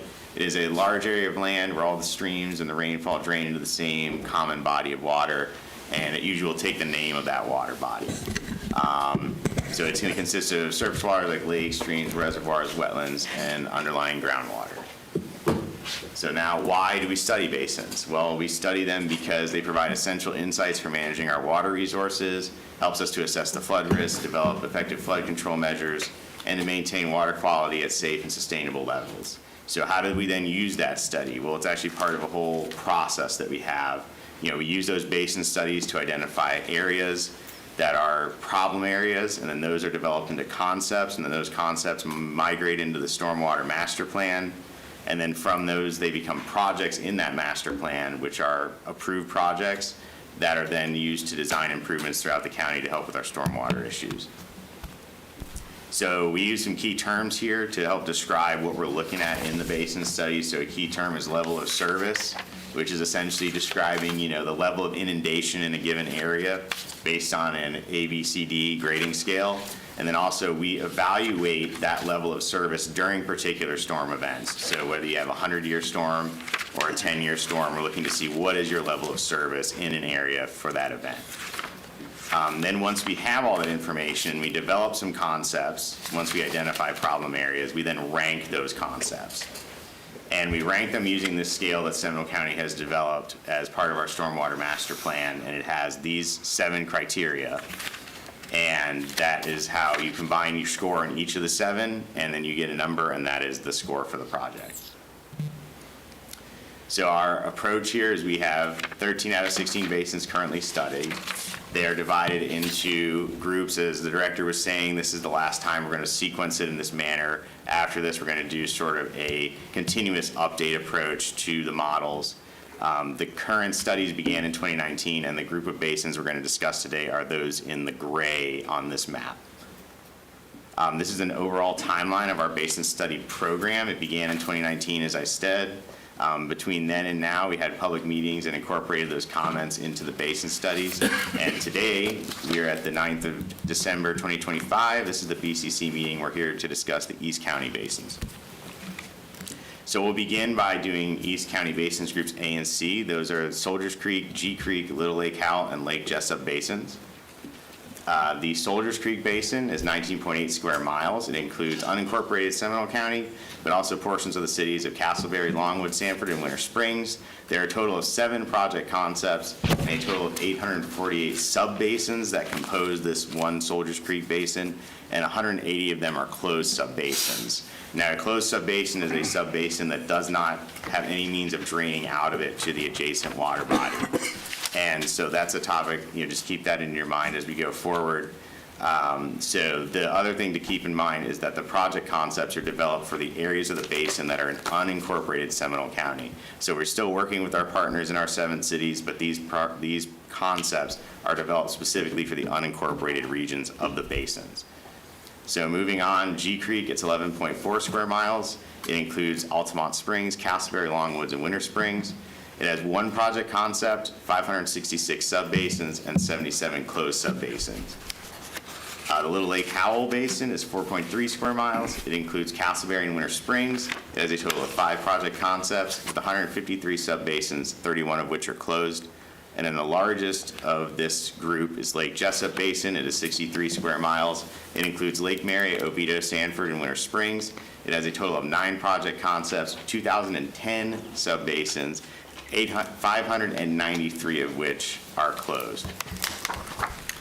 As an overall timeline for this packet of basins, the studies commenced in 2023, in which we also held a public meeting that year, and we completed our data collection. In 2024, we had the basin model development completed, as well as the LOS analysis completed, and then the initial draft of the basin study was submitted for review. In 2025, they submitted a final draft basin study based on our comments. We held a second public meeting, and now here we are before you today at the BCC meeting asking for approval to accept into service. So these 4 basins were prepared by our consultant Geosyntec as part of their scope for the East County basins, Soldiers Creek, G Creek, Little Lake Howell. They would prepare the scope of work, which is to develop a hydraulic model, to do flood inundation mapping, flooding assessment, deficiency identification, project scoring and recommendations, improve project prioritization, and to evaluate the conceptual capital improvement projects to serve to alleviate flooding. So jumping right into it, the results for the Lake Jessup watershed. What we're showing here is the Lake Jessup FEMA flood map as it's currently displayed on the current FEMA firm maps from 2007. As part of our study, we looked at the updated flood inundation based on our current modeling. So here at the bottom left, we show a table which gives the changes overall to the number of parcels within the floodplain, to the total number of buildings within the floodplain, and to the total square area within the floodplain. And it's important to note that in these updates, some parcels came in that weren't in previously, some parcels that were in are out, and then others, they were in to begin with and they remain within it. And then moving on, this map shows the Lake Jessup Basin proposed, concept project areas. The important thing to note is that the concept areas were identified early on as we did the level of service analysis, and then once we identified the areas, we prepared those initial concepts for how to treat each area. And then once we got that concept to a point where we could use that scoring rubric to evaluate it, then we ranked them by order of priority based on the score. So that far right column where it says project priority, that is the order in which they would be built if the Lake Jessup, we were going through Lake Jessup and constructing these in order of priority. And so the other thing to note is the small asterisk adjacent The flood mitigation project also has a water quality benefit associated with it as well. Moving on to Soldiers Creek. Again, this is the extant FEMA flood map. And then this slide will show the change based on our current modeling with the same data presented. So again, total parcels, total buildings, and total area. And then here is the concept areas, same system. So again, the far left column is the order in which the concept area was identified based on our criteria for like level of service. And then on the far right is once we develop that concept far enough along to understand that, you know, the sort of mitigation treatment that we would need as part of these projects, we then ranked it using the rubric. Moving on to G Creek, you can see the FEMA flood map in its current state. We can see our projected changes. And then we can also see here the one concept area, and this is where it's important to understand, again, as I said, you know, these areas are really developed. These concept areas are in the unincorporated portions of the basin. So we can see this basin is 90% incorporated, which is why there's only a single concept identified within it, because the unincorporated area is so small. Moving on to Little Lake Howell, you have, again, the current FEMA flood map, our updated flood inundation map with the changes as described, and then the concept area map. And this is another one where, that, again, that south clustering of the concept areas is because, again, 90% of this basin is incorporated as part of Winter Springs or Castleberry. That was the second group, which is East County Basins Group B, which is a single basin of Howell Creek. This is the location of that basin. It is 54 square miles. It includes the city of Altamont Springs, Castleberry, Oviedo, and Winter Springs. It has a total of 13 project concepts, 315 subbasins, and 8 closed subbasins are in this. Now, this is important to note that these are only the portion of the Howell Creek Basin which is within Seminole County. So Howell Creek actually extends, the basin itself is larger than what's shown here. It actually extends south into Orange County, and you'll see that in just a second as we move on. This is a timeline for this. It is identical to the East Basins Group A and C timeline. The two were companion projects, and so they were brought along essentially along the same timeline as before. So moving into that more specific breakdown of the Howell Creek watershed, again, you can see on this map in the black outline is the entirety of the basin, and it extends south into a significant portion of Orange County. And it has, you know, several water bodies within it, like Lake Howell, Howell Creek, Bear Gully Lake, Bear Creek, Redbug Lake. So this is a significant large basin in south central Seminole County that has, again, multiple, you know, cities such as Orlando and Winter Park, Maitland, Eatonville. All of them are contributing to this basin from the south. This is the current FEMA flood map. So again, it's showing those areas in the 2007 firm maps that are within the floodplain. And then this is the map that's showing our projected changes, with the bottom table showing, you know, again, the number of structures, the parcels, and the increase in the inundated area. And now this basin was of such an extent, we actually split the projects onto 2 slides using Tuscaloosa Road as a point of division, but the breakdown is exactly the same. So the project number on the left is the order in which it was identified during our LOS evaluation process. And then on the right is the ranking once we were able to develop the concept to the point where we could use the rubric to score it. And again, this is the project areas now east of Tuscaloosa Road. And now our next steps going forward, these basin studies themselves we will provide to development review for use as best available information during permitting. And then we also will submit this to our partners at FEMA for their use in updating their firm maps.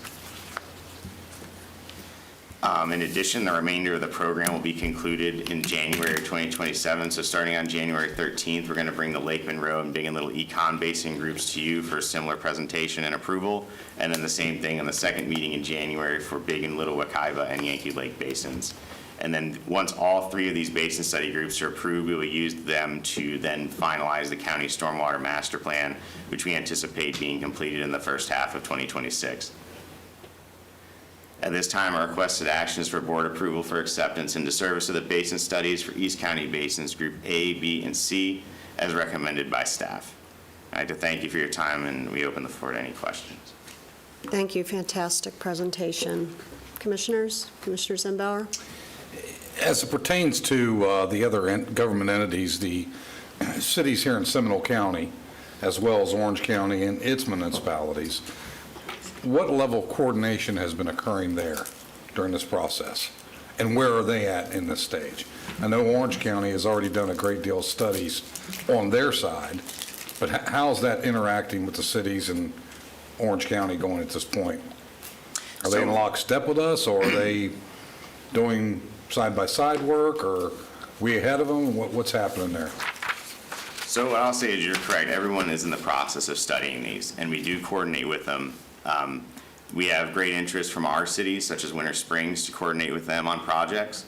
As for Orange County and Winter Park and those, we do discuss with them, but there's not been any firm commitment one way or the other as to joint projects or anything like that at this time. But we're monitoring whatever projects they're doing? So whenever they have projects, we have projects with them whenever they impact ours. Like when we have an overlapping jurisdiction where we touch, we do coordinate on those projects, but there is no, in terms of the stormwater, there's no significant joint stormwater project in coordination at this point. Okay. And I think I heard you are going to be filing LOMARs as this information comes in? So at this time, we are providing the information to FEMA as part of their process. They are in the process of doing the map revisions themselves at this point. We have not made formal requests for LOMARs to them at this time. Do you anticipate doing so at some juncture?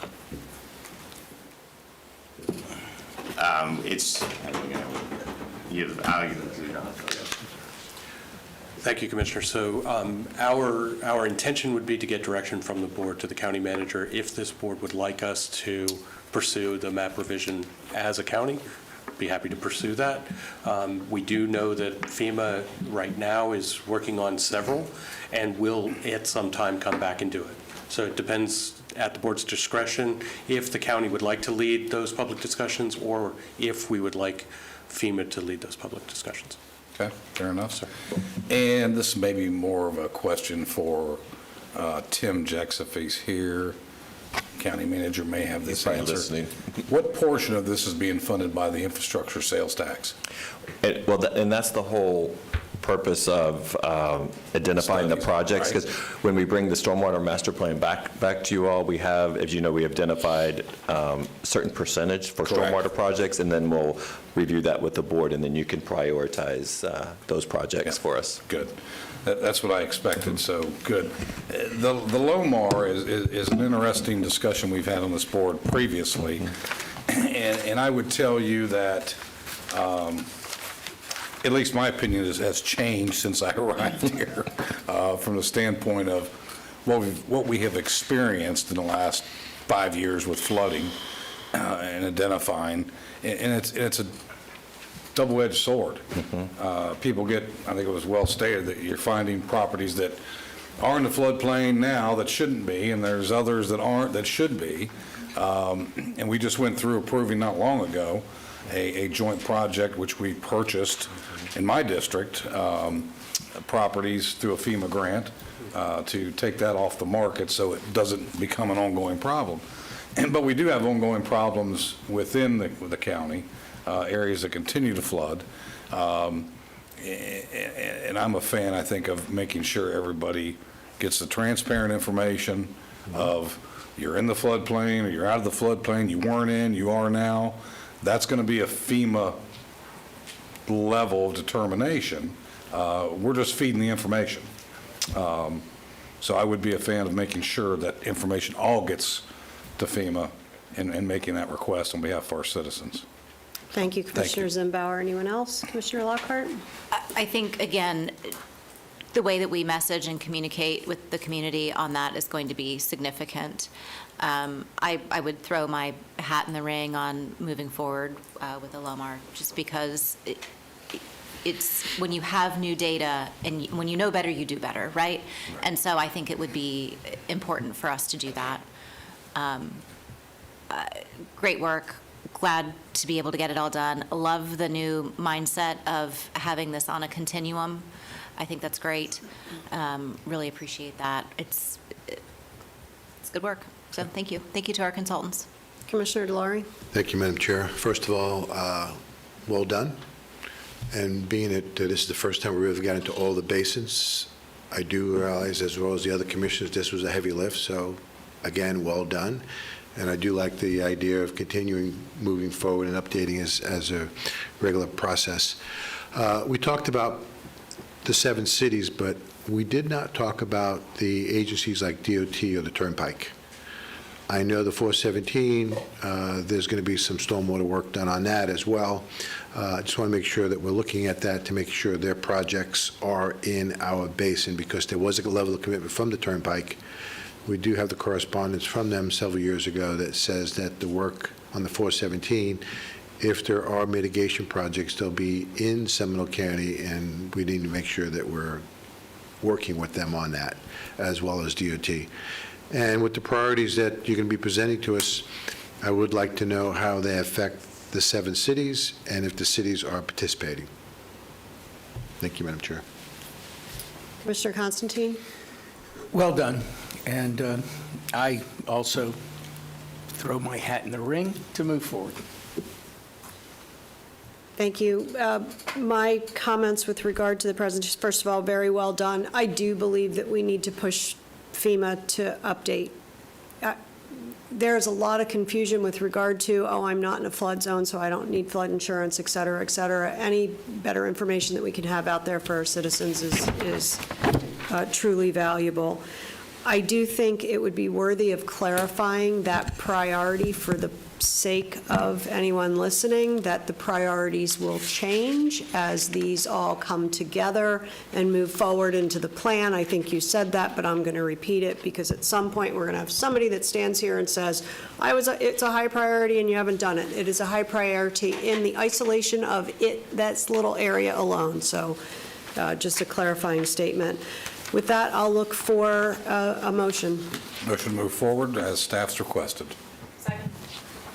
Any discussion?